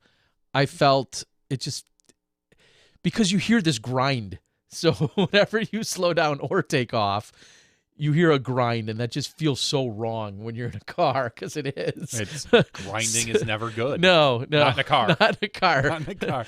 If it's the 90s, it's different. Yes. But not in a car. If you're listening to the cars and you're grinding, that might be a different story. I mean, there's a bump and grind, and then there's a grind. And some would say, I don't see nothing wrong. I don't see nothing wrong with it. A little bump and just grind. a little bit. Nonetheless, big shout out. Kazi got me all taken care of today. I appreciate that. Christian Carrion, appreciate it, says the Disc Barn, a YouTube channel, opened a mystery box from a touring pro. Well, thanks, Christian. Thanks for the $5 super chat. Yeah, we appreciate that. Thank you. Oh, yeah, be careful, too. Yeah, be careful what you're saying about these stocks. I don't want us getting sued or something about you giving financial advice. I'm not a financial advisor, which I find funny because, if you follow at all on the r/Wall Street Bets, everybody that talks about it, and I don't know if it's a meme, if it's a joke at this point, or if literally they're worried, but they all say, I'm not a financial advisor. I watched a video. You kind of have to. Do you really? Yeah, because it sounds so stupid. I know, but if there's talking about yeah, it, but there's certain disclaimers, and if I watched an entire video on this, that so if you dumb. word certain either suggestions and or advice and or opinions, if you word them just wrong, there's some degree of culpability. No, that it shouldn't be. Because if I tell Terry, if you have a sore throat and I say, you know what, I've got a lozenge for you, you should take a lozenge. I am not a doctor. I shouldn't have to scream what I'm not. Did when Kazi fixed your brakes, did he scream, but I'm not a mechanic? No, but I will sue him if I drive into a wall. So it's just such a dumb thing to have to Hey, I'm not disagreeing that the stock market and all of its rules are ridiculous. I'm not disagreeing with you. No one should be on Reddit thinking I'm going to get some good sound financial advice from Diamond Hands 888888 GA.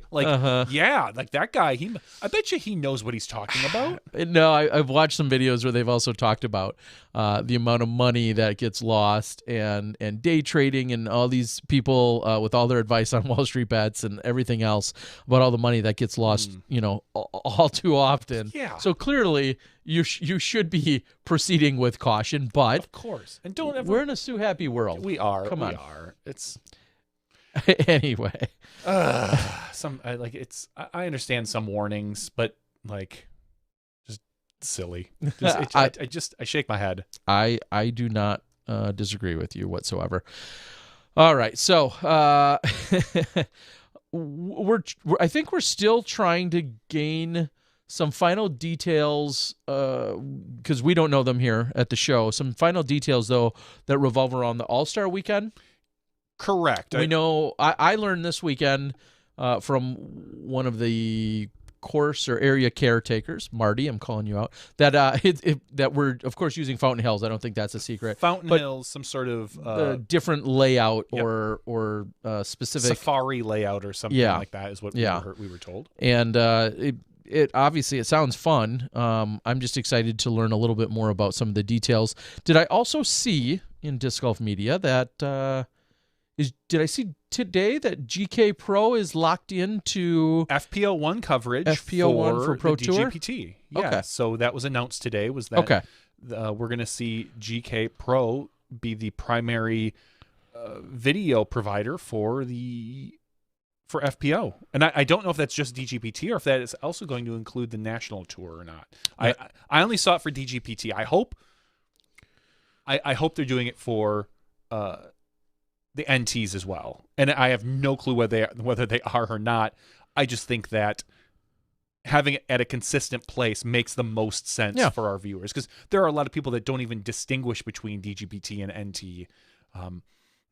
And I don't believe there's been any announcement made by the DGPT for MPO yet. Okay. I know that national tours, I think Jomez is locked in for national tours, is what I heard. And I don't know if that's announced or if that's just what I heard, or maybe I'm making it up. I have no idea for sure. So I'm not a financial advisor. No, he is not. He is not a disc golf aficionado in any way. He is not a disc golf media personality. So do not take anything that he says. But I do think I saw that Jomez is doing that national tours. Because they lost it because they were scheduled for last year and it got pushed up to this year. So they were supposed to do it for all of last year with whatever bid that never happened. And then now they're doing it this year. So that rolled over. But I have not heard anything about the Pro Tour yet. So we're still waiting on that. Okay. I did take a small tour this week of the potential studio space for the Disc Golf Pro Tour here in Milwaukee. It's a giant basement warehouse.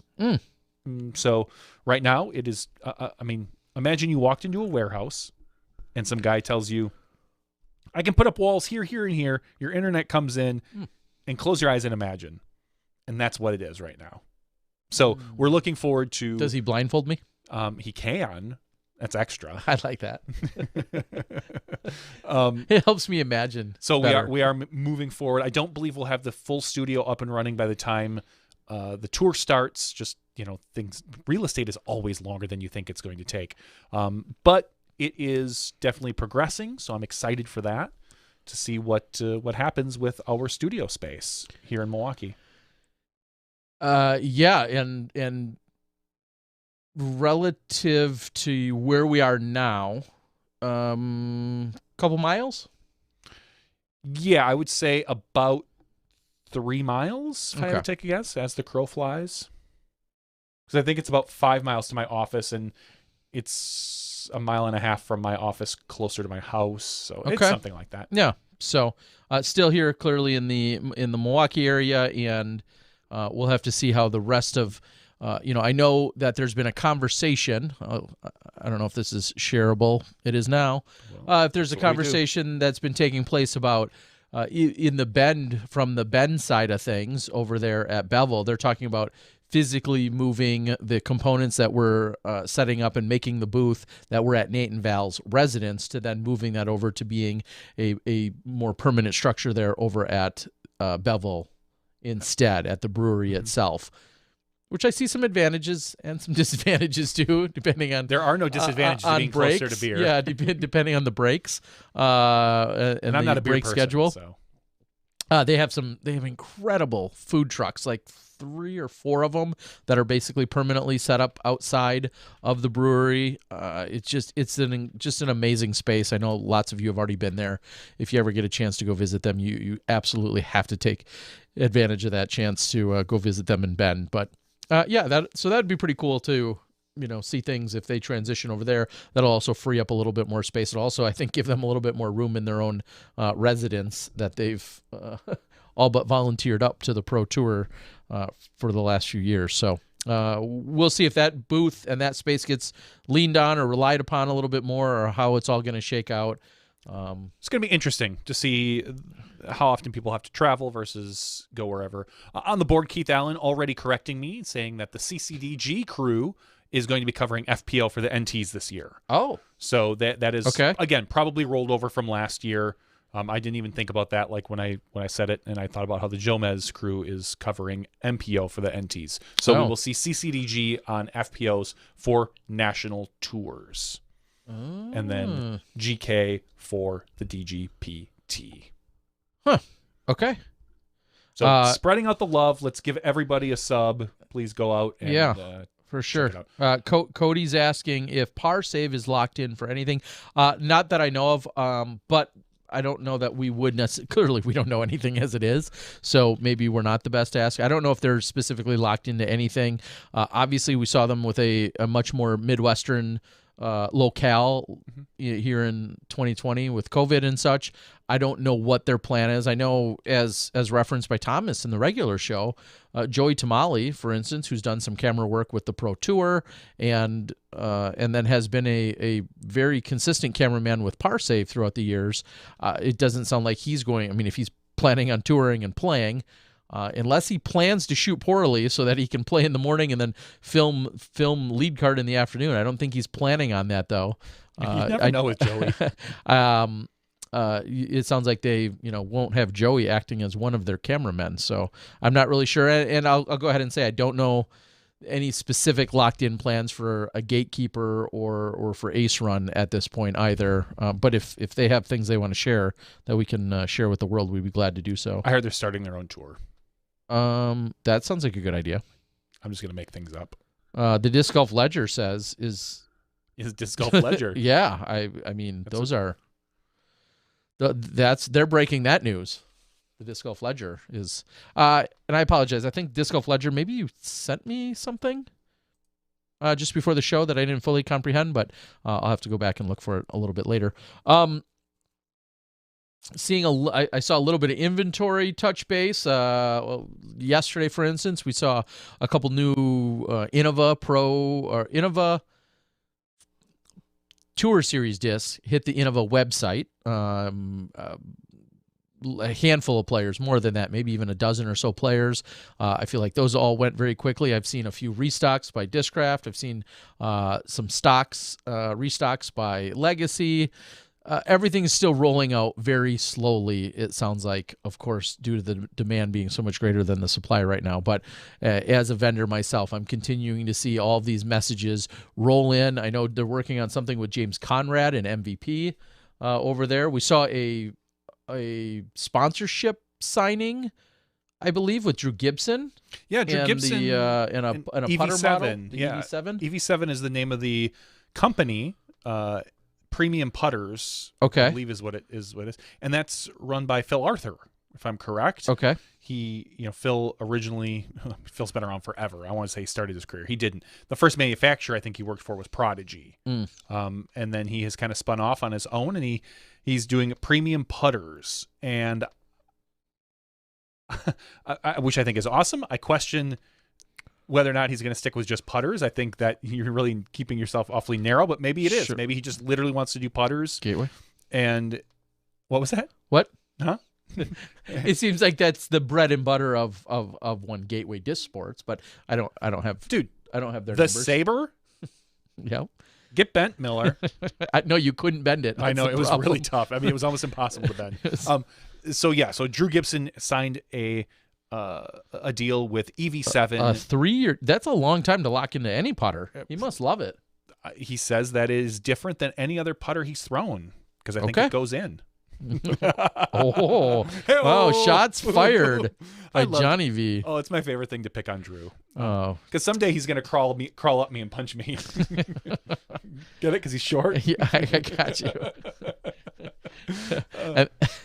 Okay. Wow. No, honestly, I'm. That's really exciting. Drew signed a big deal. It's supposed to be. He's getting a portion of disc sales. He is the sponsorship is, I think, scheduled to go up every year based on sales and things like that. Okay. It's really good for him and his brand, especially if he comes out and he is a better putter than what we've seen in the past. It could really show that, maybe whatever EV7 and I'm just saying Phil Arthur is doing with these putters is maybe something different and special. So I'm curious to see what makes these putters different than other putters. I don't know if it's a balance, if it's a weight. I'm not sure, but I'll be interested to see. I think also, I mean, we've had a number of sponsorship, either extensions or a few switches. It seemed like Thomas Gilbert was very confident in the switch that he had made. In fact, like I referenced in the show, he had made the switch, I believe, during the putting competition, or that's at least when his sponsorship had switched. So there was a question as to what putters he was going to be throwing while he was doing the virtual putting invitational with the Disc Golf Pro Tour. But then I think of someone like a James Conrad. I mean, obviously, James Conrad, synonymous, goes hand in hand with that JK AVR, not just for putting or whatever it might be, but for throwing. And I'm really interested to see how James adapts. Is he maybe is that one of the biggest transitions? And I ask that because I feel as if on the large worldwide and national scale, MVP discs are the ones that we have been able to relate to the least, only because we don't see them in coverage and see them as often. Clearly, nothing to do with their product quality or anything of that nature. We just don't see them as often. When I think of MVP players, you think of your Sarah Hookums, your Jordan Castros, Elaine Kings, Matt Dollars. And then you think about who have we seen on coverages, and then how do we get familiar with those discs?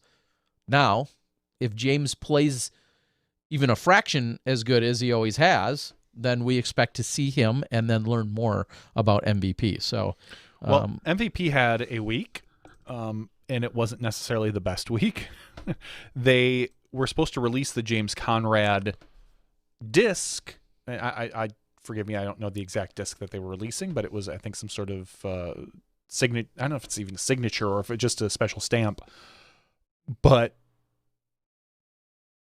sit down for this one. Their website crashed. What? And Steve from MVP. I don't know if I got my order in yet. Steve from MVP actually reached out to on a couple different social medias and said, "Hey guys, sorry about that. What happened was they created basically what's called a staging server, so a whole separate server or separate site to do a bunch of testing. Somehow that got crawled by Google so that it showed up on the listing. So when people searched for it, they saw that." And that one was not load balanced. So when people started going to that one, it crashed the site for the normal one as well. And I guess there was one or two little other issues. Plus, they said that they had like 3 times as much traffic as they expected. They thought they could have handled the traffic alone, but the combination brought them to their knees. So they refunded anyone that had purchased anything. Oh, jeez. And the James Conrad disc is going to be re-released, I believe, on Friday. So if you're one of those gyro heads and you're looking forward to that James Conrad plastic, check out MVP on Friday.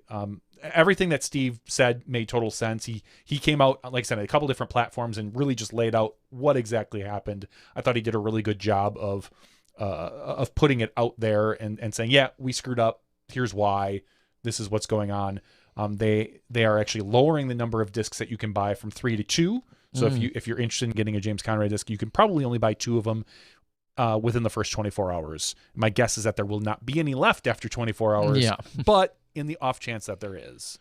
Well, it's awesome. I mean, of course, it's bad to see it crash, but awesome to see that there's clearly a demand, clearly people going out and trying to capture what was going to be released. My bot was only able to get 37 of them. I was very disappointed. Yeah. And so now you should train your bot better. I really need to. Yeah, I wanted the full 50. So darn it. Yeah, as Tim says, all the world's a stage. You're exactly right on that. We will find out. We'll see how that goes. I also know. I know I was talking of restocks earlier. Just throwing it out there. I also saw. I saw a restock by Discmania as well, where people had to get in on it last Friday. I think was the time. So I finally have a few things that have either showed up or will be showing up in the next few days, in terms of some of these new releases and. We'll see if we can get some out there. And I think we've got some giveaways and whatnot. So to be freshly restocked on some of that action is good to go for the new year. Patreon supporters, I talked with Miles yesterday, and the clothing supporter should be out. He said he's shipping them tomorrow, I believe, on Wednesday or Thursday. He wasn't sure. Okay. He was upset's not the right word. He was swamped. Because the Pro Tour made a big order with him. And so he's like, they kind of have a priority over you. I know. No. And so ultimately our order got pushed back a little bit. I mean, totally understandable. The Pro Tour needs their stuff.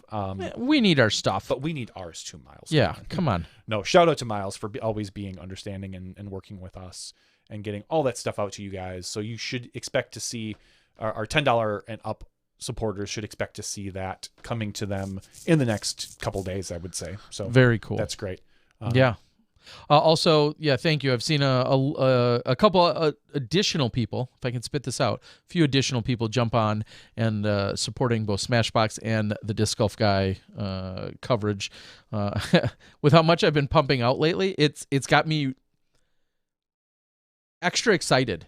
And it's kind of funny. I have a rejuvenation. Obviously, I've always loved getting out coverage and such, but there's been a really good response, and that I feel like is fueling me even more to keep things rolling in the direction that we have. So I just want to say I do appreciate it. That's a lot easier, I think, to get excited when there's almost no other coverage. Correct. And that's just it. My schedule is allowing that as well. And I can imagine had you done these events in May, and where we have a glut of coverage from 5 different companies, and yours, whether it's great or mediocre, regardless, is going to get lost in a shuffle. Exactly. It makes things different. Even if you release it on a Tuesday through Thursday, we have so much coverage that sometimes events like this can just kind of get pushed to the wayside. But now is the perfect time for people who are eager to be able to consume some golf or kind of start to get ramped up for the season. Yeah. I can't say that enough. That's not just, I don't even want to care about if it gets lost in the shuffle or not. It's just things are so much crazier during the year. And so when I'm physically, working a camera, it makes my editing and everything so much more fun and engaging and quicker and whatnot. Trying out a couple different formats and ideas with having a catch cam, not having a catch cam, getting extra coverage that maybe a single camera, but having two of them. I have an interesting, and you guys can chime in on this, and I'll ask you too, Johnny. Ooh. On Sunday, so just a couple days ago, it was a very close battle that was taking place in the MPO division, and we saw obviously a bunch of good names stacked onto the first card for the final round, and then also saw AB and some other good players that were right there on the chase card in very close proximity score-wise. It was really a question, and it played in even to the course as well, as to what was the best way to utilize the extra set of hands that I had at the moment, which wasn't entirely planned for me to have. So that was great. It was kind of a bonus in that sense. And I guess my question to the world is, if somebody's pushing hard from the chase card because they're right there score-wise, do you want to see that whole card? Do you want to see that one individual spliced in? Do you want to see that one individual after the fact? Like, what's the best way? Does it not matter if they didn't come out and win it? Like, what's the best way to utilize? If they're making a run at, I would say, second place or better. Okay. I would like to see check-ins, like spliced in chase card check-ins. The chase card check-in. Trademark the disc golf guy. Yes. And royalties to Johnny. Oh, yeah. Sorry. So, but you are not an official media authority or planner in disc golf media, yes. So I can't take your advice. Go on. Like every 3 or 4 holes, maybe just show a couple shots. Like, oh, let's catch up with Anthony Barella. He's on the chase card on hole 7. Show a big putt. He birdied this. Hole 8, he drove here. Hole 9, he barely cleared the water. Whatever, and then say, he is currently a single stroke behind second place or whatever the case might be. Rather than, you could splice him in and kind of pretend like he's part of the card. On the card. I don't know if that would look weird or if anyone would even notice practically if you put his name. I feel like you'd almost have to make mention of it. You probably would, because it's a slightly different circumstance. But I think just check-ins would be a good way to do that. Now, and if you did the check-in real quick, I'll say this: if he's battling for first, like he's neck and neck or he's ahead, I think that scenario could change. I think you could literally splice him in on almost every hole if it's truly a battle for first. Sure. Because you don't want to check in like, Adam is, a stroke down to Anthony Barella. We'll catch up with him in 3 holes. Like, you kind of want that constant feed like we do with live. But if he's not really battling, like, it doesn't look like Anthony ever kind of made a run at first. Sure. He was up in the lead area. You might just check it back a little bit. Yeah. Would it be weird to go say, and this is also unique in that this particular weekend, for instance, is 27 holes. I'm already thinking it's going to be a 13 and 14 hole split on front and back. Would it be weird to say, hey, let's check in after 4 holes and then after 8 holes and then after 13? Like, do it every 4 holes, and then do you show every shot that he threw? All the good shots? Do you negate the pars? Like, I don't know. So those I'll feel it out. I'll tell you guys now. Full disclosure, the final round is fully edited. I got that done on Sunday night. The question is where do I splice in any additional footage? The actual lead card footage is done. It's just a matter of how do I integrate the other footage that I have. That becomes the question. And then I hate to say it, but what do I do with the rest of that chase card footage? Do I still edit it? All of it? None of it? I feel bad for those people, but the other people that would have been. Unless there's something miraculous going on, or someone throws in like a huge, like, oh, look, I don't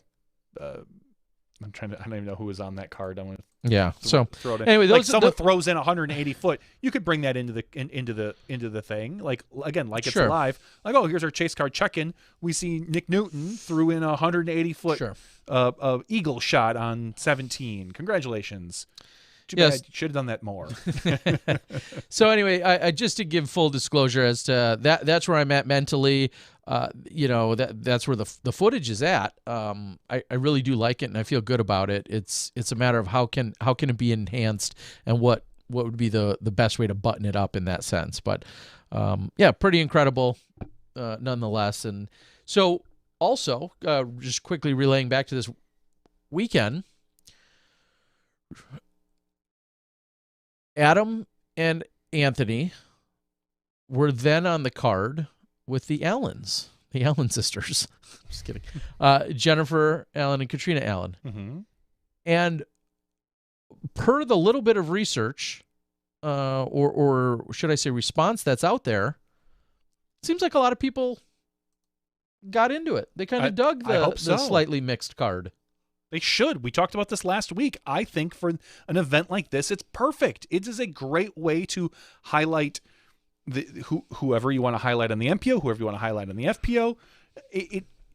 On a course like this, where granted the MPO are probably going to shoot. Well, it's 27 holes. Maybe. Well, the first round was just 18 or 18. So they're going to shoot 8-10 strokes better, probably potentially. It is a really good yin and yang for the thing. Like, hey, this is FPO, especially with those two players, with Jen Allen, who can crush. Yep. And not that Kat is a short thrower by any means, but Kat is much more accurate with her drives. It's a really diverse card in that you can see the different styles of play. I think Anthony and Adam have a very similar style of play. They're both power throwers. Now, I think Adam has a leg up on Anthony as far as his putting right now, but as we know, AB isn't necessarily 100% into disc golf right now. He's got college and girls and parties, whatever he's doing these days. Like, that's his life. And when he gets out of that, if he decides to do work or disc golf, I think we can make a more fair, balanced assessment of Anthony's skills. The fact that he's probably still able to come in and take top 10 at many events, and his brain is a little split, is pretty cool. But I like the diversity. I like to see the options. I like to see the FPO. I like to see the MPO. And again, especially when it's a smaller event where really, no offense to the rest of the field, but they were the two MPO names. And Clint Kelvin is rated between the two of them. I don't care, but maybe Clint doesn't carry. He doesn't carry the as name. much like Clint, social media clout. Yeah, Clint is a great guy. Yes, but he doesn't carry the name. Like, nobody. Sorry, Clint. Nobody gets excited like Clint's on the card. Ouch. Awesome. I would not say that, but okay. I would if you want to. Because you could ask 100,000 people, and like, they know Clint, they know the name. Like, yeah, he's the guy on the West Coast that does well and plays well, but he doesn't have a social media following like those two guys. Anthony has been known for years as like the Macbeth prodigy. Yeah, like, he looked like Paul, he putted like Paul. He acted like that, and Hammes is kind of the. It's so hard to say up and coming because he's been here for a while, but he's the young gun. He's kind of a hothead at times, and he's really exciting, and he's got this great putt to him. You could ask almost anybody, and they'd say, "What's cool about?" I can't even bring his name. Clint. Thanks. Wow. I kept thinking Calvin, but it's not. But Clint's game, and people are like, "He's a consistent player." Like, it just there's. He doesn't have the following. So, sorry. So you kind of have all the names on the card, all the names that the nation cares about. Okay. Clint, John at SmashBoxxTV. Yeah, just send your Patreon support over. Right here. Why wouldn't you? Yeah, there's no bad guys here. It's just the fact that who are you looking for? No, I understand where you're going with it. I would have just been nicer. No worries. I'm not going to be nice to people. No, why? Why would you? All right, I'm going to read a few things off the board. We'll We'll see if we can Calm get this a down. rake or a shovel and dig elsewhere here for you. Well, you As know. I'm going to read from the board and see what you guys have going on. Galactic Conqueror, a regular here, just joining in. Sam Martin says JVD hitting hard tonight. We'll blame it on the alcohol. No, We'll go there. the one drink I've had tonight. Yeah, is, see? woo. Clint needs clout, as some are saying, or Clint has clout. Castro and Hannum not having their best weekends. I mean, that's true. I didn't even think about, and because no offense to those guys, but I didn't scroll down far enough. I forgot that that they were even there. Like they weren't. You could have put together a star card of touring pros and had Adam, AB, Castro, and Hannum. Sure. Like that would have been a really, really solid card, a stacked card, as opposed to the split card that you had with the MPO FPO. Yeah, and I really enjoyed how things did work out for us, and like I said, it seemed to be really, really well received. Galactic Conqueror, you are late to the party, asking when the final MPO coverage from Maricopa is going to drop. Again, the plan is ideally tomorrow, but as I was just discussing minutes ago, there's some things I want to finalize for how to best arrive at that result, and then also who will co-commentate. I had a conversation briefly with Pete Ulibarri, and I think he would be great to have on there. So if things can get worked out, that's one of the plans there. And I'll also go on record and just say computers not working any better these days. And I don't know if I It's just not the told you. computer. Yeah. Well, to be fair, if I just told you or if I told realized it elsewhere, I'm not 100% convinced it's just the program. I think there's something to do with our NVIDIA driver / graphics card. I'm sure it doesn't because hurt. it processes when you do software only. This is a little nerdy techie stuff. If I do software only encoding, it takes forever, but it works Slow. almost every time. I think it's NVIDIA. I think I need to redirect. I need to retract a few tweets and a few rage messages from a few weeks ago. I apologize, maybe to Adobe, and I may have to redirect that anger to NVIDIA. So, All right. yeah, we'll talk about that afterwards. But I do think there's some. Then again, I also still want to be mad at Adobe because I do wish if they're going to give me error messages and they're going to fail, I wish they'd be a little bit more helpful and descriptive in doing so. So I still want to be mad at them. Tim has a valid point. You should take your computer into GameStop and see what they say about it. They'll get it fixed right up for They me. will fix it right up. And while you're there, you can buy a Funko Pop or something. It's the I only... don't even know what that is. Really? A what? A Funko Pop? Yeah, It's no. like those little characters with the big heads and like the beady eye. Like, oh, you've got to know what a Funko Pop is. I mean, maybe Terry. I'll know what it is by looking at it. But how? Before I look, Okay. when were these a thing? Oh, they've been a thing for like 10 years. All right. Well, then All right. show me because I. Like the oops. I mean, Like these characters, the ones that always look like this. Basically, like okay, kind of like a. it's like a big bobblehead kind of guy. Yeah, I don't. Like those are. If you would have given me 100 guesses and said name this, I wouldn't have given you the right name. Yeah, like that is kind of like. I mean, it's. They make them for They're like- they make them for everything. Yeah, they're kind of like big heads, but mixed with a. I mean, they stand a about caricature? They stand about yay tall, and it's like a or a little fat doll head mixed with a. It's like- Yeah. it's like a doll, Huh. and it's just kind of a standard. Really? Yeah, they're like people collect them. They're, Yeah, I can imagine. But for the most part, they're just like little toys that you get people who like if you really whatever. Yeah, if you really loved The Office, there's a Jim Funko Pop. Like, oh, I'm you'd sure have there's that- everybody. Yeah, there's right, so yeah. many of them. Wow. Yeah, go ahead and say Yeah. full blown boomer engaged. I'm okay with that. I now the question yeah, is Dustin, Terry Boomer confirmed. yeah, that's fine. My I knew question what they my were. question now is where are these in we'll say pop culture? Like where is this at all derived from gaming or like where did these how did these come about? That's my question.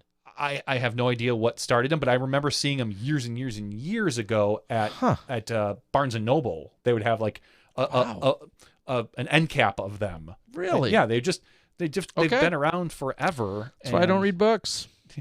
So, yeah. I mean, it's so funny because they're not too stuff. far off of like a bobblehead. Correct.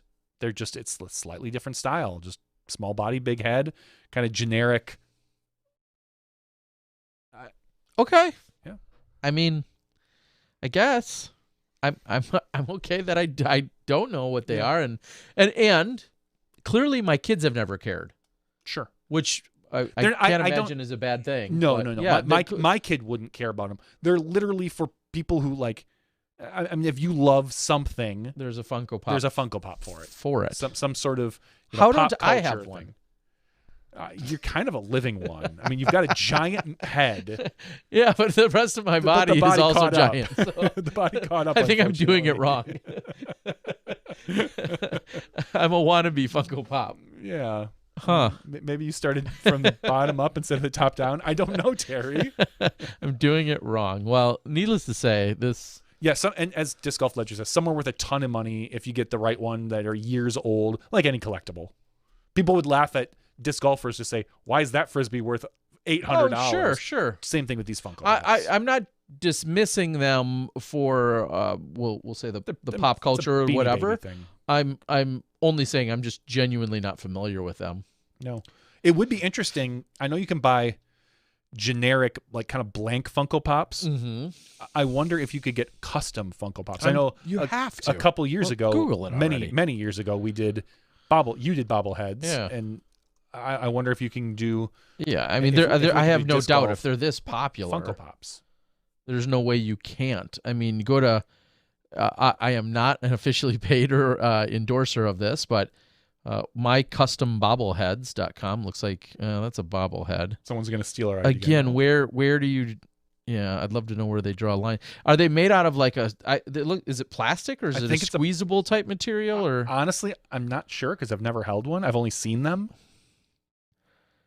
Yeah, I mean they're all over Etsy. Custom Funko Pop. Sure. You can sculpt on top of blank Funko Pops. Oh. Yeah. Okay. Well, there's a solution out there if you need one. Okay. Here's a blank one, a blank male body for Funko Pop custom figurine, and it's $14.99. Looks like you can get different colors, and then you go from there. It's like action figure plastic is what Disc Golf Ledger. So like a rubbery plastic kind of thing. All right. That's this has been your edition of Inform the Boomer. Yes, that definitely. We're not boomers though. We're Gen X. Yeah. Okay. Which makes it more sad for you. We'll call it. Yeah. There's. I got a lot of names. All right. I know this sounds like a broken record, but since I got to travel and be on the plane, I got to consume a few more episodes of Schitt's Creek. It's nothing more than just saying, yeah, I've still continue to thoroughly enjoy it. I'm sorry. Now I do want to look. I wonder where I'm at with what season I'm actually in now. Well, what was the last thing that spoilers if you're worried about it. Ted, the vet, has just proclaimed that he wants to go to the Galapagos Islands. Oh, I believe that's season 4 then. No, it's got to be past that. Really? Yeah. There's no way I'm way back on season 4 still. There's only 5 seasons. Oh. Well, I thought there's 6. 6. Okay. So maybe it's season 5 then. Okay. Yeah, I only say all this, because I worry about how long before I actually run out is my only... Well, then you move on to Letterkenny. Yeah. Continue with that. I'll have to do that. That sounds reasonable.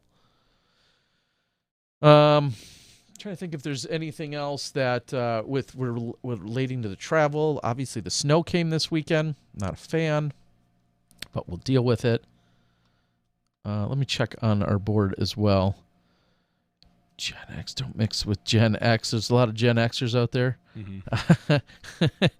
Cody says, I'm an 89-inch baby. No. I was like, you missed the... I mean, maybe he is. I don't know. I was trying to do the math on that. Like 6 multiplied by... I don't know where any of the official 89. That's got to be. can't be far off. That's a millennial. Is it really? I'm fairly certain it's a Okay. millennial. Because 89 would be like the end of Gen X, and that would go into millennial. Yeah, and millennials don't like labels, so we'll call them millennials.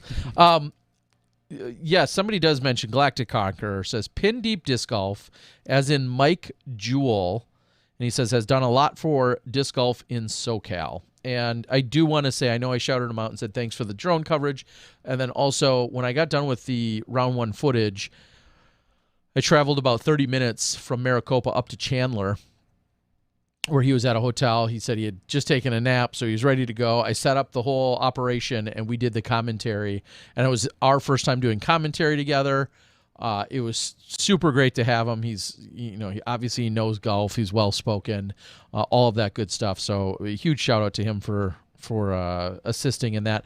One thing you might find humorous is that because it rained there on Friday, which is very much an anomaly, it rained in Maricopa Friday, and I think it rained a little bit throughout the night. On Saturday morning, from what I was told, I did my sleeping from like 4 a.m. to 10 a.m.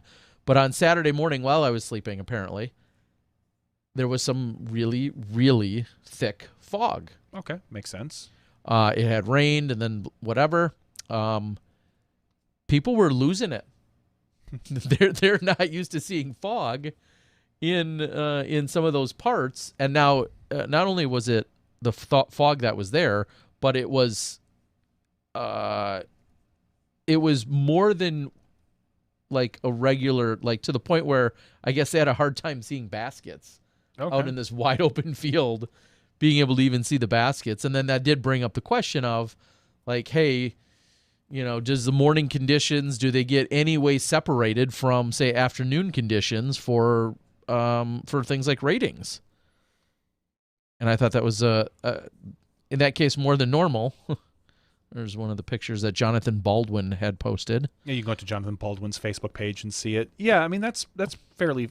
I mean, foggy, if you have a 400-foot hole and you genuinely, I mean, obviously, just think if you're playing the course blind, so to speak, or even if you do know where the hole is, it's definitely a little bit weird.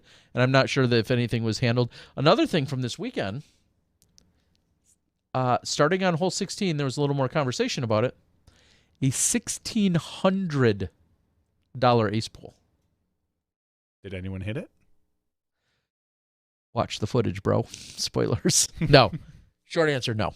Okay. No one hit it. I think what the TD ended up doing, Sam, I think he went live on Facebook or something maybe the day after the tournament. And Put it into GameStop. He invested it into GameStop. And then it's going to pay out everyone. No, I think he said he was going to do, and this is just what preliminary he told me, so I don't know what he actually did, but he said he was thinking about doing 16 $100 drawings out of the people that paid into the ace pool. Okay. Because it wasn't hit. People are leaving and coming and going thanks to tee times.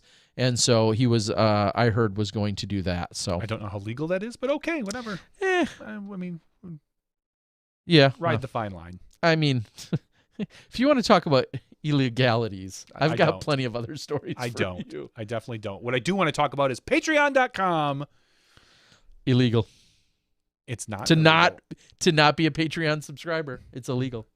Now, I think there was an executive order for it, there is, along with a few others.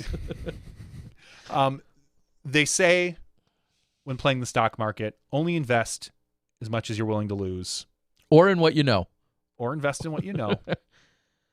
But what I say is invest in SmashBoxx TV. That is the only surefire bet. Mm-hmm. That's all you're going to get. That us idiots will be here. Right here. Every Tuesday night we will be here. I don't promise that. There's a few times we travel. Most Tuesday nights. No, we will every be here. Tuesday night we show up for the most part. For the most part. Sometimes it's a Wednesday. We sometimes That's push it my back. point. Well, whatever. We figured out. But every we offer week, no profits, P&L statements though. We don't That's offer right. any of that. There's no our P to E ratio. Yep. You never know. Yeah. But we are here weekly. Invest in us.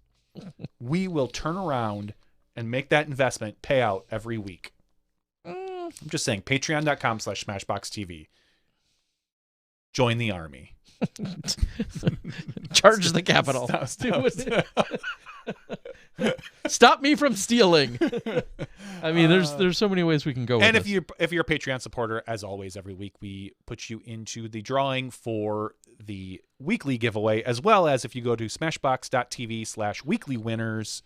No, yeah, I think that's it. Weekly winners. Yep, sure. And you can fill out a form there, and you get put in. There were 3 people this week that filled out the form, so I have a total of like 195 people. Terry, I need a number. I need a number. All right, I need 4. A number. The 4th number? Yeah. I sorted it by email address this week. So our first number is 32. Second You want to know why I number got to 4, right? is 16. I don't care. The third number is 157. 4 Adam Hammis filmings, 4 Adam Hammis wins. And our fourth and final number Be Adam Hammis. going to generate That would be is hilarious. 185. It's Adam Hammis. Holy No, cow, just that's kidding. way near the bottom. It is. So I'm going to scroll Hello. down to 185 on a cop. No, that's different. It's 187. I know. Tyler Brickley. Oh, jeez. I'm actually going to hit another number. Yeah, we Tyler- don't like him. Tyler He doesn't Brickley- need our stuff. Number 70. We're going up to 70. As Yep. much as I Tyler, love Tyler Disc Golf Brickley. Comedy, go. Swear to God, it's a different Tyler. It's Tyler Helmke. Well, that's even better. Tyler Helmke. That's the one we like more anyway. We're going to go with Tyler Helmke. Congratulations, Tyler Helmke.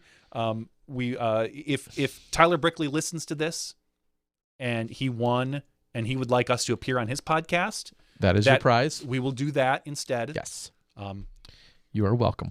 Yep. Tyler but Brickley. Tyler, we're not going to send you a disc because he He works. doesn't need it. He works for DGA. Yep. And he's just a I shill. I literally watched him cut a basket in half the other day. He's just wasting things.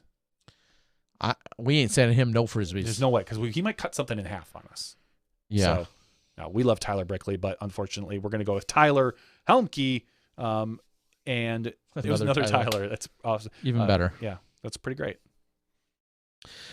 All right, Johnny. Well, I don't have anything else significant, so I think now is as good a time as any to wrap this bad boy up, unless the board or you have anything else that we need to touch on, which inevitably, as soon as we get off the show, I'll remember, oh yeah, I really wanted to touch on this. But No, we taught you what Funko Pops were tonight. yeah, so I mean, check that off the Boomer list, because Boomers still write lists. Like it's literally written down on a piece of paper somewhere, I'm sure.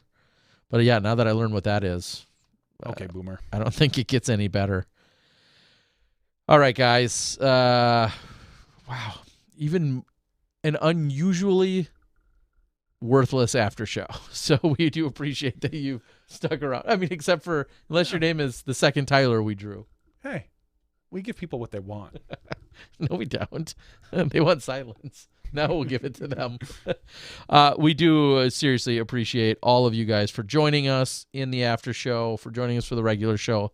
A lot of you guys come for the goods and stick around for the silliness, and we don't know why, but we do love you. We do love you and appreciate all of you. And of course, thanks to Holland Hanley along with Thomas Gilbert from the regular show. We hope you guys enjoyed our conversations with Tyler them. Brickley and friends just showed up. Tyler, nothing Awkward. nothing happened. Awkward. Tyler, you won the chance to give away a DGA disc over to our other friend Tyler. You're welcome. Thank you, DGA, for the support. Thank you to Disc Golf Comedy for the support. All you have to do is send that disc over to Tyler. We will send you his address, and you have that opportunity to make yet another big fan and friend. So we appreciate that. All right, for Johnny V and myself, Terry Miller, the Disc Golf Guy, neither of us are named Tyler. That's the way to do it. We'll see you next week when you step inside the Smash Box.